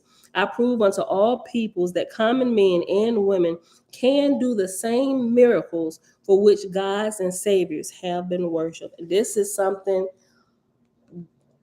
in the book of Cosmology and Prophecy. It lets you know that by studying certain things in Vortexia, your education, just understanding things on how it works here on the earth, would supersede the education you're getting now, to where people would literally probably think you're a god or something, or somebody to be worshipped. But it's not that. We all should have this information. We should all understand the atmosphere that we were put in to grow, right? And that's the track it was talking about for prophets, or those who wanted to be prophets. And it talks about the discipline, the strict discipline prophets have to practice and live in if they want to attain to certain levels. And it's just like the more you can discipline yourself, there's another level of goodies that's available to you at this level. Just think about it. I was like, this is blowing my mind. I said, first of all, I definitely can't do that one because I'm married, and just that's gonna be a problem if we don't do that. But I'm like, I so want the wisdom from that level, but I'm like, hubby, maybe we can practice that. That ain't gonna fly right now. We're too young for this, for this particular portion. But maybe when we get a little bit older, right, and we out of our prime in life, maybe we can probably attain to this level together, right? Let's learn together. So maybe one day we can reach that. But I thought about, if you just look at natural life here, those people, just think about it. Like, I'm trying to get back there, right? People who practice discipline with their bodies and exercising, they first of all, they get better health benefits, not as in somebody paying for your hospital expenses. No, like, you can literally cut the hospitals and doctors out forever because you've gained a level of health that a lot of people don't want to put the discipline in to do, right? I'm working on that. I'm trying to get back there. Like, damn, why don't you have the same, you got discipline here, but how come you can't have the same discipline? Like, they was making you do it in the military, like, and you got up and you didn't complain, but now you got freedom to do it. It's like, let me get that cupcake. I'll exercise tomorrow. And it's like, I ain't gonna say it's harder, but I'm understanding a little bit more every day, like the way Oahspe puts in terms certain things. Even here at the end of 35, where it says, you know what, don't lord over them. Give them the opportunity to choose. When you give people the opportunity to choose, you give them the opportunity to bring your body in line. It develops the discipline organically, right? And you hold yourself to a higher standard, to where you don't need anybody to lord over you. You literally become the law yourself, right? And I'm just like, this is blowing my mind. And so those who practice certain disciplines, they achieve things that normal people would never accomplish. Even think about Mike Tyson. Who would train like Mike Tyson, right? Or train like Michael Jordan, right? And as you train and you discipline yourself, it's just not that you're looking for rewards and accolades and stuff, but those things follow a disciplined life. Like, they are just thrown on you. It's given to you with certain levels of discipline. And it's the same thing spiritually. And I've been practicing the art of fasting and trying to get it down pat since my military days, right? Because I know that not that I'm not that I'm seeking to get a reward, but I've experienced there is reward from fasting. Like my spiritual ears are open more, and I love that. Like I crave it. It's like I gotta get this under control. Now that I have the freedom to do it without anybody making me do it, I have to really consider what's in my own heart and my mind. I gotta deal with my mind. I gotta deal with this, and I gotta deal with this. I have to switch who's in control, right? My flesh when it's been running, and because before when I had a taskmaster over me, put the whip to your back to drop you, do push-ups because you didn't want to do this. My flesh was falling in line because my flesh didn't want to be whipped, right? And so my spirit had no choice but to fall in line because it's trapped inside of this body, right? But now that the flesh we can choose, well, let's do this, and the spirit is like, no, we should be doing this, let's do this. I don't want to do that, but we need to do this. You said you want that, you trying to get it the shortcut. I'm trying to help you get it the right way so you can keep it. If you go that route, you're gonna lose it, you ain't gonna like the outcome. But it's so much fast. It's like the good angel, the bad angel on the shoulder, literally the war between the spirit and the flesh all the time, right? I'm gonna get it, y'all. I promise y'all I'm gonna get it. I'm working every day. Once y'all start seeing my face get toned up and strength, and I'm here actually on time, probably like 5 minutes earlier. I'm like, wait, some changing. She must have got something. She got something under control. Cause I be struggling. Yo, I be struggling just about every day, like really trying to make my flesh obey my spirit. Like, listen, I'm sick of you running my life. I need to be in control, not you. When I be telling y'all, get y'all dog under control, I'm talking myself. I'm trying to get my own dog under control. It's dragging me along the ground. Oh my goodness. Okay, let me finish. Okay. Hold on. I'm gonna read verse 26 again.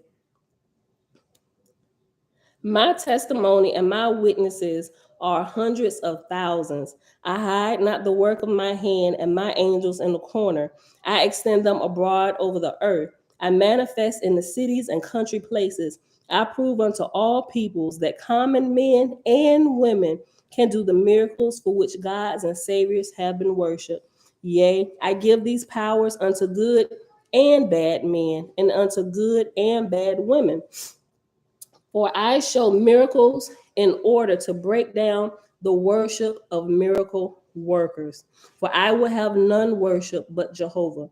And I have inspired angels to this end, and to the end that good works and wisdom shall be henceforth the means of resurrection in heaven. I had to highlight that, asterisk it, put asterisks beside it, and underline it.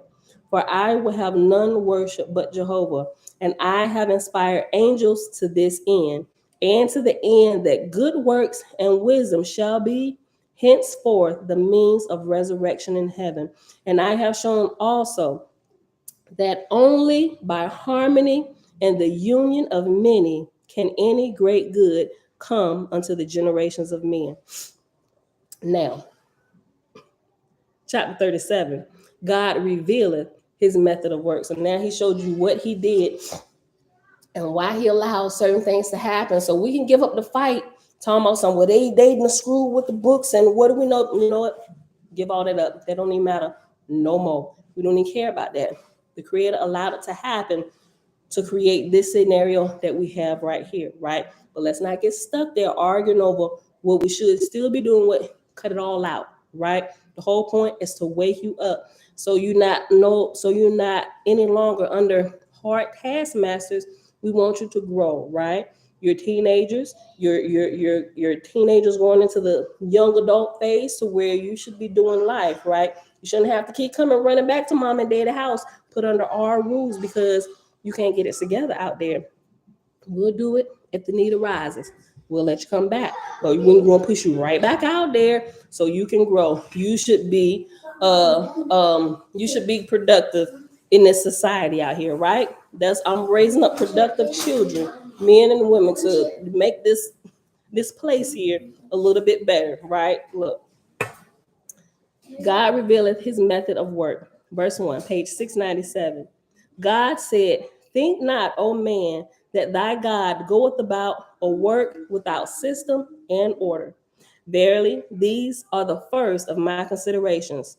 First, I send my Lewis, my masters of generations, down to the earth and the nations and people where I designed to build my edifice.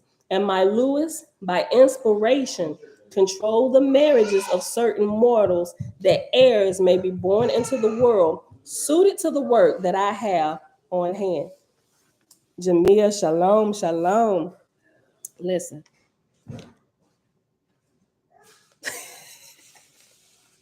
I know Shebra, look. I like what you just said. Shebra said, how many times y'all read out this book and you don't know if you want to cry or laugh? So you end up doing both. I'm doing it uncontrollably. I know, right? Be laughing, crying like I gotta get myself together. This is hilarious. Like it breaks your state of things that have always been done a certain way in your life. Yes, baby. What? Go tell your daddy.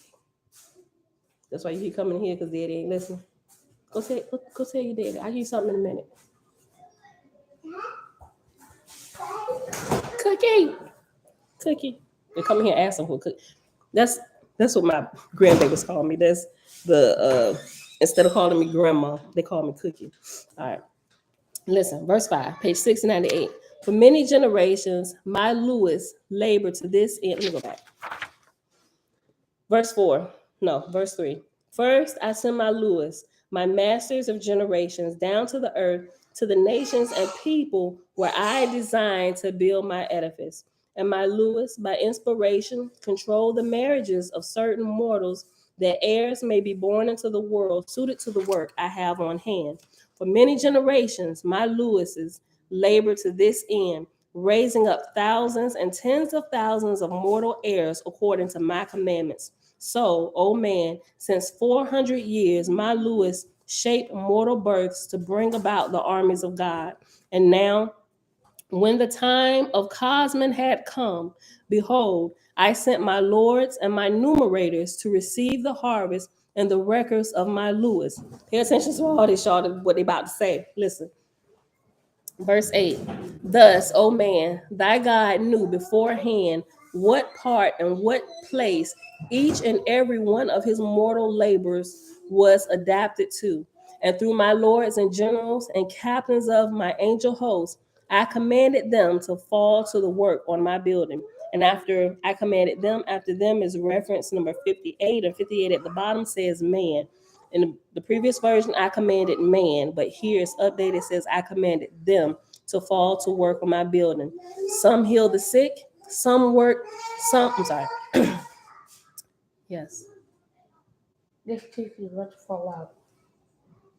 You finger. Oh.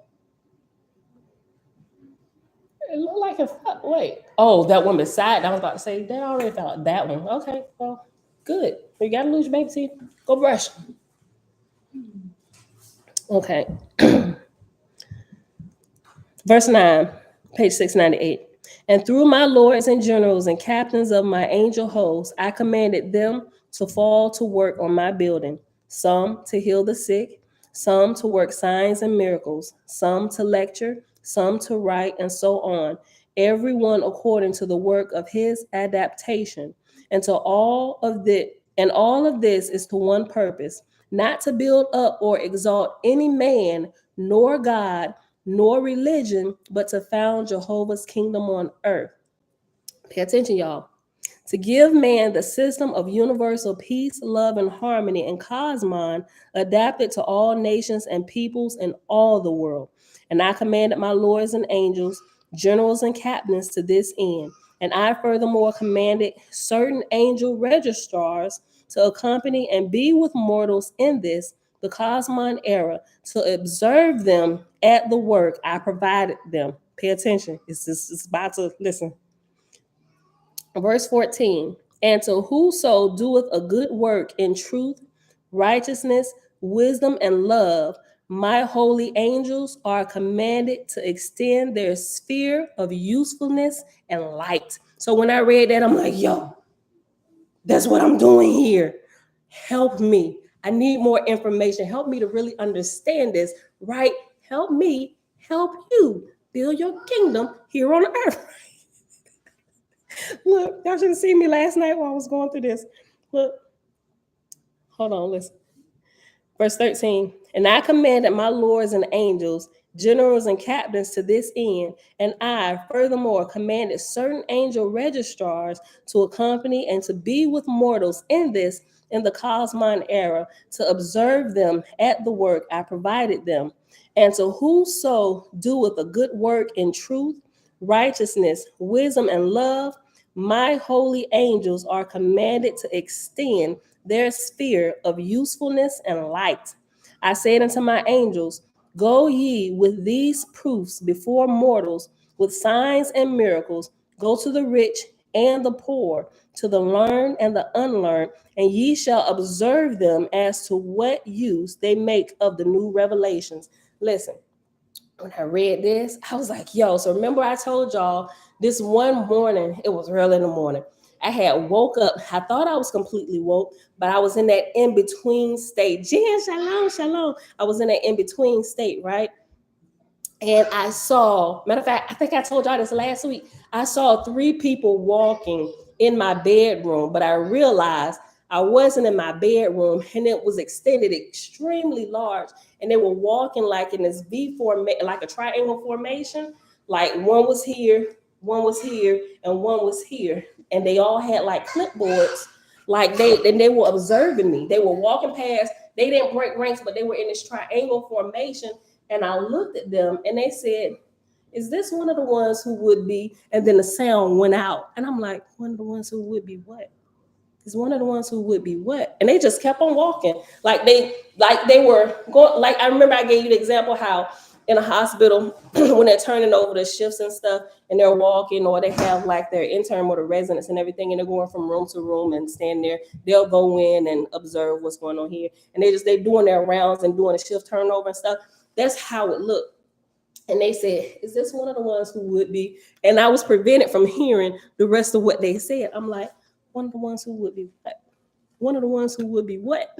Right? And I said it so much trying to get what they were saying, and they kept on moving. I saw the lips move. They just kind of kept on going, like they were looking at other things, observing and writing. I'm like, one of the ones who would be what? Yes, baby. Me and you can get some cookies.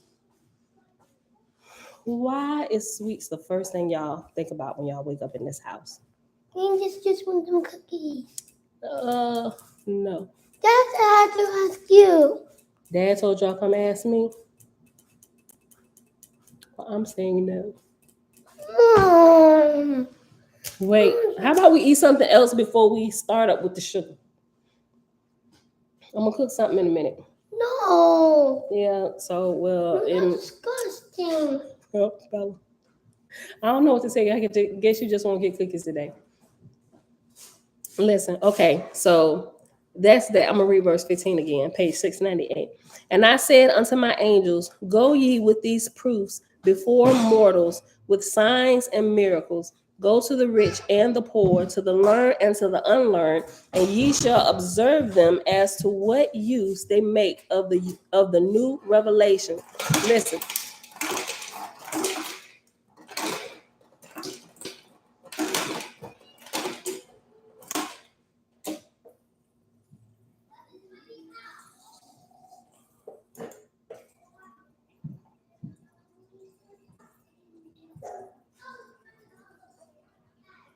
Okay, that's enough. All right. Verse 16. For some shall appropriate these things. Listen, people, listen.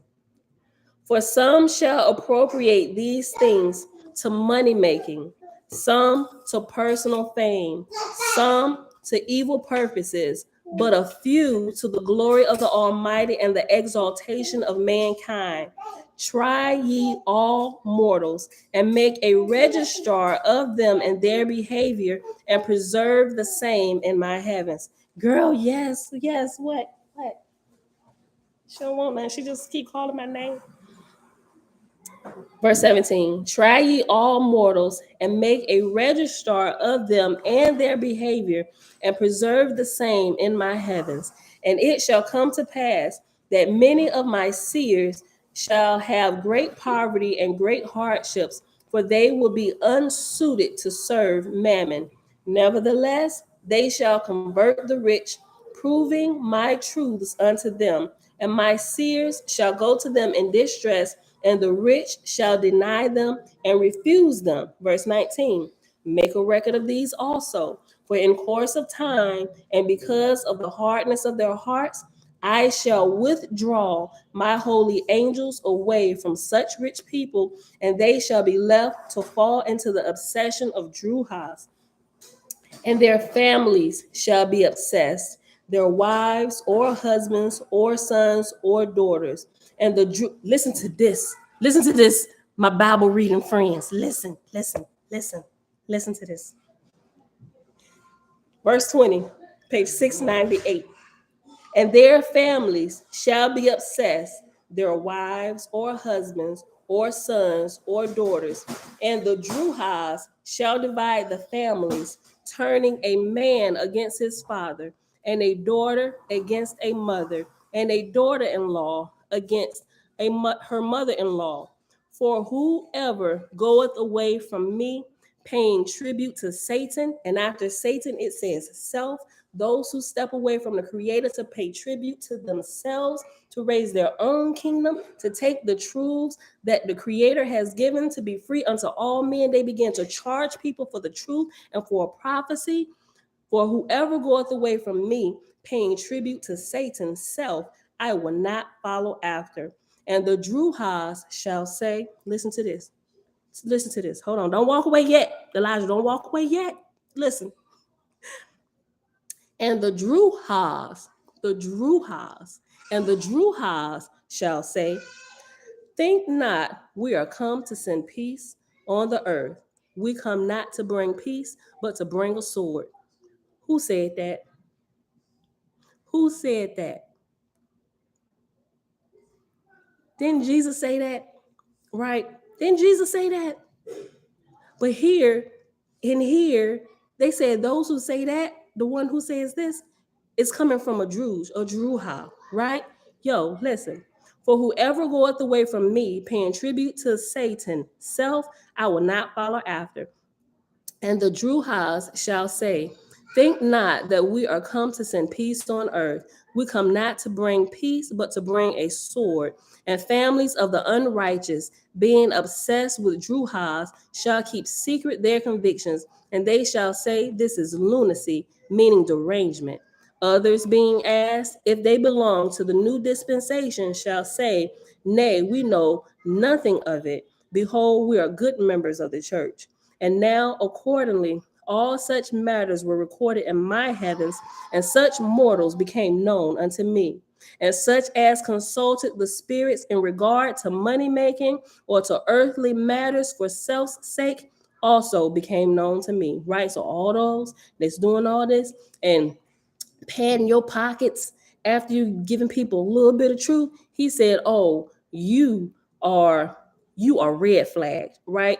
You are honed in, zoned in on, and everybody up here know who you are, right? Listen.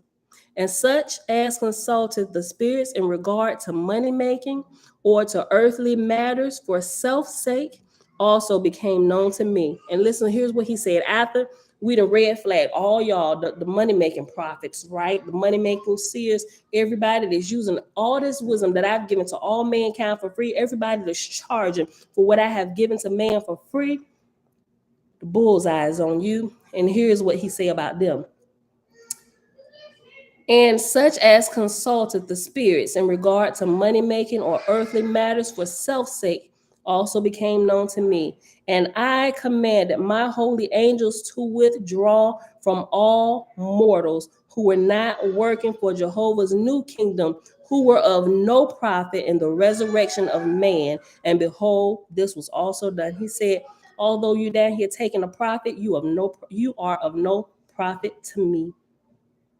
And he told him all the angels withdraw from every single one of them, right? So now we know, we can identify if you have prophets in the pulpit or somebody that want to come give you a word from the Lord, right? You best know that even if they got angelic activity going on around them, it is not coming from the Creator, right?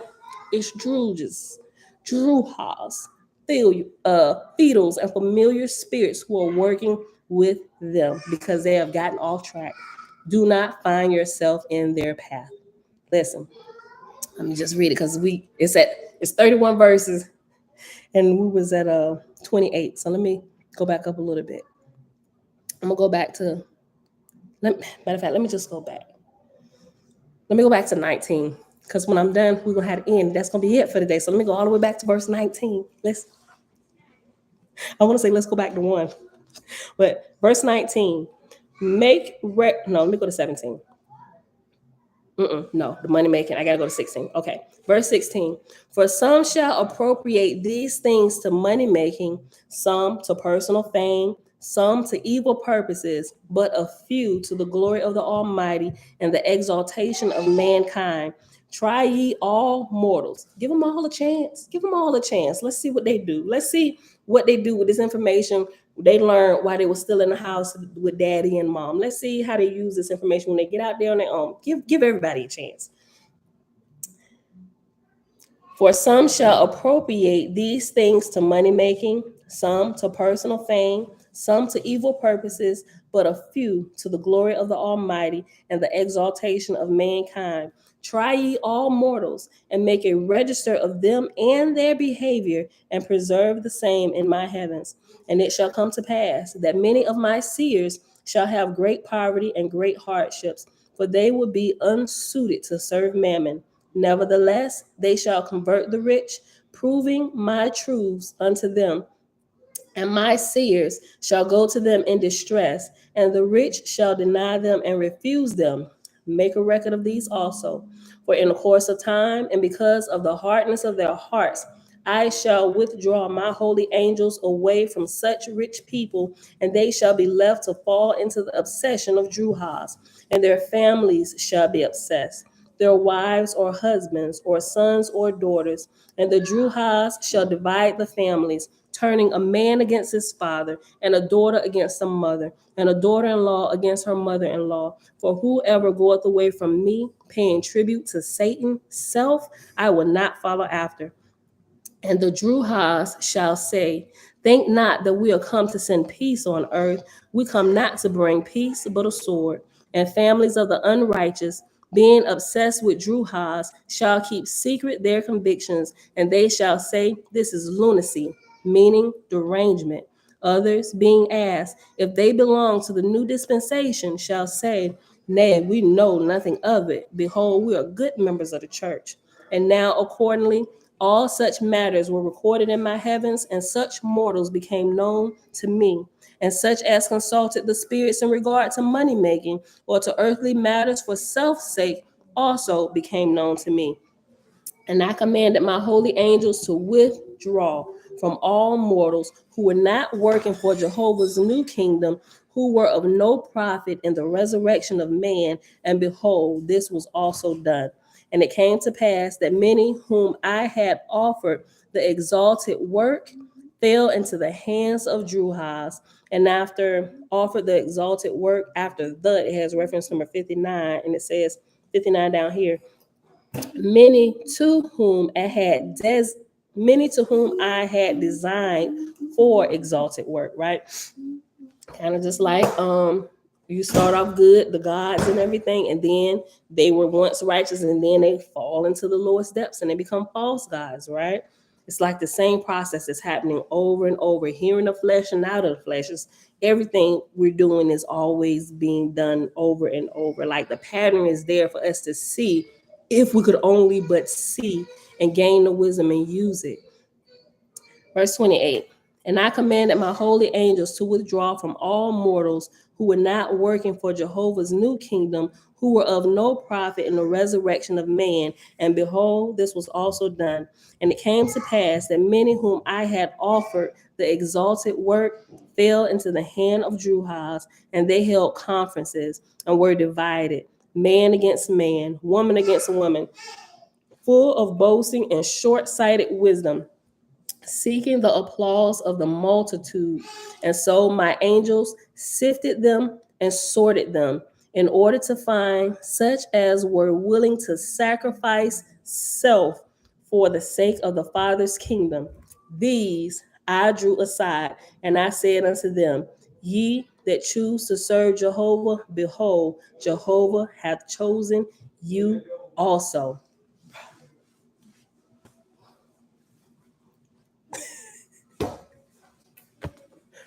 When I tell you, that hit me deep, deep down in my shanana early in the morning while I was reading through this. And I'm just like, yo, what manner of words are these? Like, it literally lays it out. He give everybody a chance, right? Everybody gets a chance, right? But if you want to take, and he give you all the goods, he give you all the goods, right? And you can choose what you want to do with it. You can take it and you can use it for self-aggrandizement, or you can take it and choose to put self aside and be like, you know what? I'm rolling with you. I love these truths. I want to continue getting these truths. So I'm going to sacrifice myself and my wants to help you build this beautiful thing that I cannot deny. Let's get on with the work, right? Boy.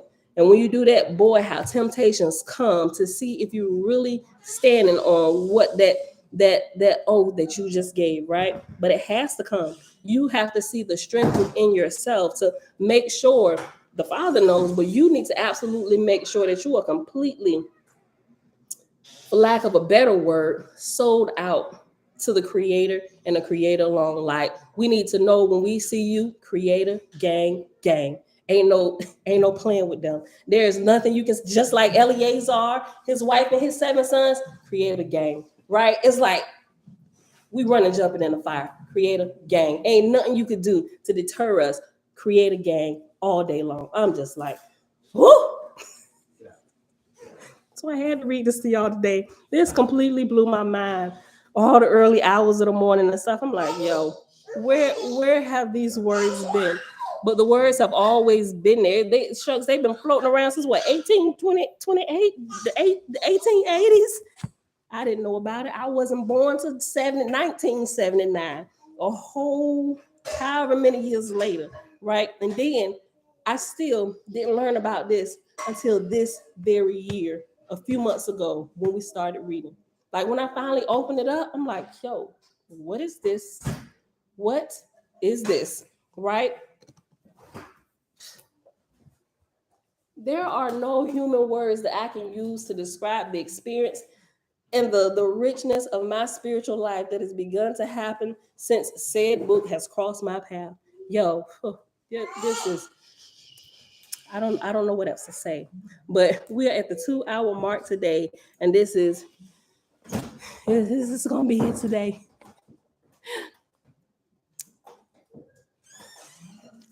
Stephen said, "Look, I know they came. Look, I know. Okay, without pronunciate the what is it? Not the pronunciation. What is it? The commas and periods and stuff. Look, I know they came at me hard all last year, attack after attack, laying hands on me. Revelations been coming nonstop. All praises to the Creator. Gang. Look, this is dope. This is amazing. I know time flies. We're at like 2 hours. Like, where does the time go? You know. So, but that's something too that I've noticed. Like, when time is, how can I describe it? Although it looks like there's a quantity of time being spent, it doesn't compare to the quality that we get. And because I think sometimes, especially like watching Selah Shalom videos, when I first came across, I'm like, 4 hours. What is he talking about for 4 hours? But then I cut it on. I'm like, yo, 4 hours and already, I just cut his video on. It's like, yeah, I know, look at my baby. I'm literally, wrap it up, B. That's what we literally just talking about that. Time flies, yo. Okay, so, but yeah, it's over here. You got the pan over here. I know, babe. About to get cooking in here. So, cracking up here. Yeah, you hear from the mass. Don't start. It's two places. It's 2 places for a woman. The bed and the kitchen.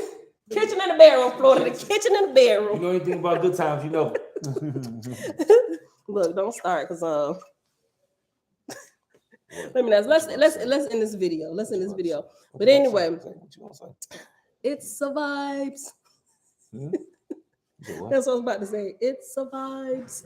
Okay, yeah. So we be vibing out over here. Look, when a lot of people look at the quantity of time, but if they haven't been present, they don't realize that it's really quantity. And quantity, when you got quantity, if you don't,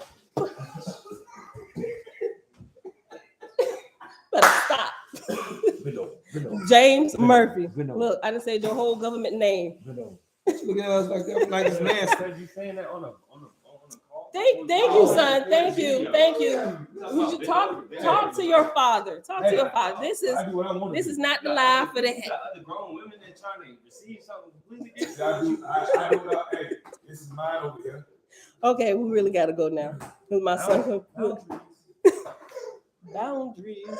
Look, okay, but it's really when there is quality. Quantity is non-existent because quantity comes if you have good. I'm getting tongue-tied. When there's quality, the focus on. Did I say it right? When you have quality, the focus on quantity goes out the window because you can't even compare the two, right? So that's how time be flying, especially when it's good stuff and the Father shows up and you getting like true wisdom. It's like, where did the time go? Like we've been here for 5 hours. Oh my gosh, it don't even seem that way for us who were here. But those on the outside, like, look, I'll be back. Y'all doing this. It should not last this long. Come join us. Okay, let me stop. My husband. All right, man, we gotta go. Okay, y'all. Happy Saturday. I'm about to do it again. Okay, y'all. It is Saturday, July the 30th, 2022. Day 172 of year 4, reading through the books of the law and the prophets and of the 4-year consecutive day count. Day 1190. We read pages 362. I gotta go back because I didn't even mark it. 362 in the book of Wars Against Jehovah. 362 to 365. And then we hop over to the book of Judgment, right? Book of Judgment, and we read page 698 to 690. No, I'm sorry. No. 696. We started on page 696, chapter 36 in Book of Judgment. Started on page 696, and then we ended on page 698. That's it, 696 to 698. Yeah, chapters 30. We read a little bit of 35. Chapters 36 and 37. Okay, I'm gonna remember to share that the older lady who did a deep, in-depth study of Oahspe, and she shares what caught me because she started sharing a lot of like paranormal stuff, and I got a whole life education with otherworldly things happening. So anything paranormal catches my attention because I can feel it, I can sense it. I've been had all kind of experiences with it, and I've been looking for help to try to understand what the crap is happening. Right, so that's what really caught my attention. And then when she said Oahspe, and then when she came across it and how it helped her, I'm like, yo, I gotta look her up. Went to Amazon. I'm like, yes. So I'm gonna share it here as soon as we get off. I'm gonna share the link. I'm gonna give the video that she did with the interview. Try and stick through the video, y'all. You got 2 other guys up there. They're talking. It's good, but you can tell that they just kind of working through. Okay, so how do you know it's true and what have you found? They're asking questions. I shouldn't be so hard. They were asking questions. They were really trying to grow and all that good stuff. So that's it, y'all. Yes, love you all, everybody. Jamil, Shebrew. I'm gonna get shout outs to everybody. Hold on, let me start at the top. Let me go all the way to the top. I want to make sure I ain't miss nobody. Sometimes when I come back and look at the video, I be missing people said stuff, and I don't be ignoring y'all on purpose, but the thing be moving so fast. And okay, all right. Shout outs from the top. Auntie Belinda Brown, Vinette, Ali, Mom, Alazar, Set Apart Living, Anita, Oahspe College University, Set Apart Living, Cosmon, Cal. Y'all go to Cosmon Cal channel if y'all haven't. Subscribe to him and Selah Shalom. They be reading through the Oahspe, and it's good to listen to different perspectives from different people and their life experiences, applying Oahspe to their life. it helps the overall education, right? You got different insights because we all come from different backgrounds and we see things different, but still it's love and light. Elijah 7. Hold on. Great Spirit. See, I miss Great Spirit. Great Spirit. That's my folk from Europe. Great Spirit, love and light. Key.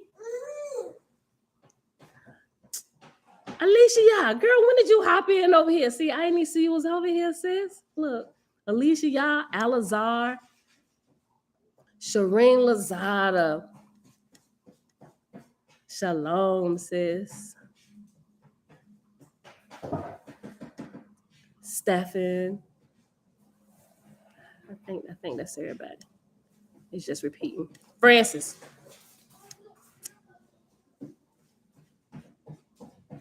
Keon, which is Tabitha. Tabitha, hey girl, hey. Hold on. I think that's it. Anita. Did I say Anita already? Anita. It be throwing me off sometime. I realize this Anita is not my aunt Anita, but my aunt Anita comes in on Facebook. Okay. I think that's everybody. Shayla. I ain't miss Shayla. I saw you when you came in. Shebrew. Hold on. Okay. A lot of comments today, y'all. Jamia. Jamia. I hope I ain't messing your name up. Hold on. Jen. Hey, girl, hey. Lindsay. Yeah. Shalom. Tigba. Hey, girl, hey. Okay. Okay. Okay. Give me a kiss. All right. Now I think that's it. I think. Kiss you on your Hold on. forehead. I'm still scrolling. Forehead kiss. Yeah. Uncle JB. Shalom. Oh, shoot, it just jumped. Hold on. But I think that was it. Okay, it jumped all the way to the bottom. Okay, it was a question about the Sabbath. My mom said somebody said something about the Sabbath. I didn't skip. Okay. No. Something came in the Didn't Amazon come yesterday, babe? Yes. Good bring. I ordered towels. Some thick towels. Yeah. 4, 8, 16. I just got some far room. I got them real big, thick ones. Thank you, baby. You're welcome. You're bomb. Okay. You are bomb.com, bro. You know that? What's I'm looking for somebody said something. The question about the Sabbath. Okay, I don't know. I don't find it because my man folk. You know what? I got it. I think I ordered it. Yeah, I think I ordered it. I think it'll be here Sunday. I'll double check in a minute. Okay, you know what? I'll go through. I don't see the question. Who had the question about the Sabbath? I'm scrolling all fast. I don't see it.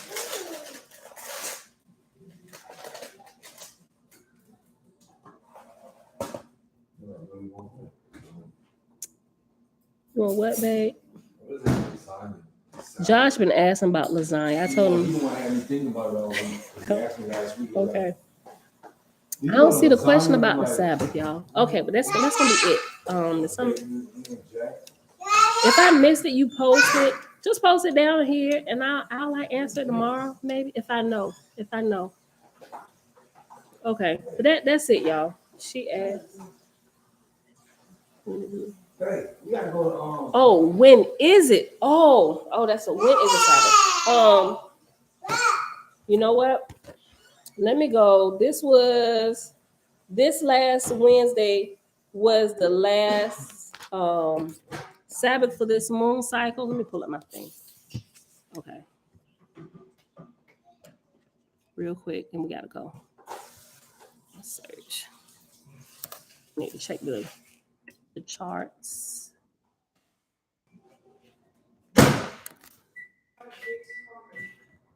I seen the Torah. Hold on, Jason.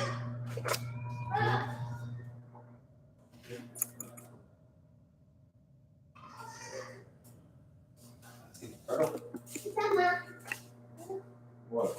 I caught Where her. is her? See him.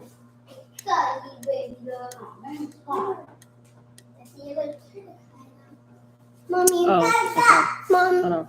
Yes, you Tootie. can make me some oat milk. Give me a second. Is this the wife? Hmm? Is this the wife? Yes, it is. You look that. Okay, they confirmed it. Okay, they confirmed the Sabbath. They still haven't confirmed it in Israel. They're still expecting to see it like this evening, July the 30th.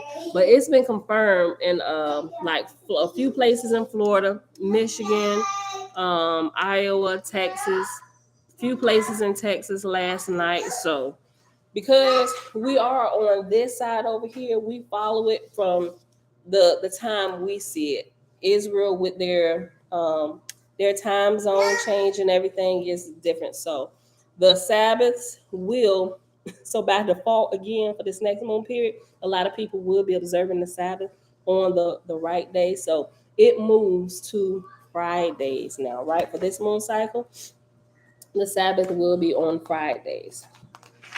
Ooh, I need to update my book. I'm about to run out of pages.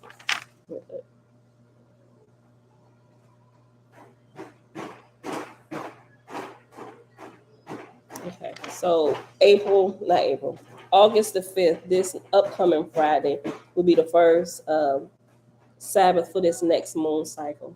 All right, yep. So that is it, beautiful people. So let's go ahead and get out of here. I love y'all. And that's it. Continue walking in the truth, and may the Great Spirit bless you. And may you not be known.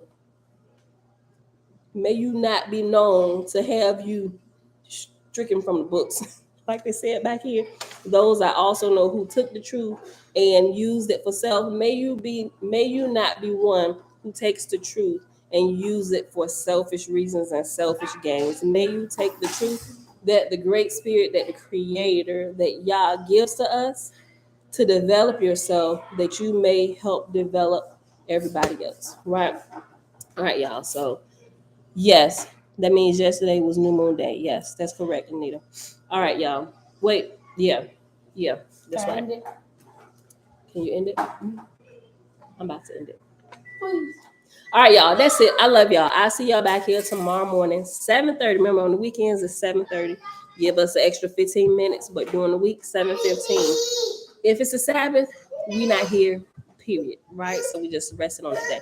So with that being said, I love y'all, and I'll see y'all back here tomorrow morning. So I'm gonna let him end this one. You can end this one. See y'all back here. Hey, 7:30 a.m. Eastern Standard Time. Peace. Hold on, little girl. Hold on. All right. Move this over here.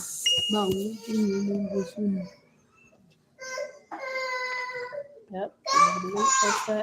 Bye, y'all.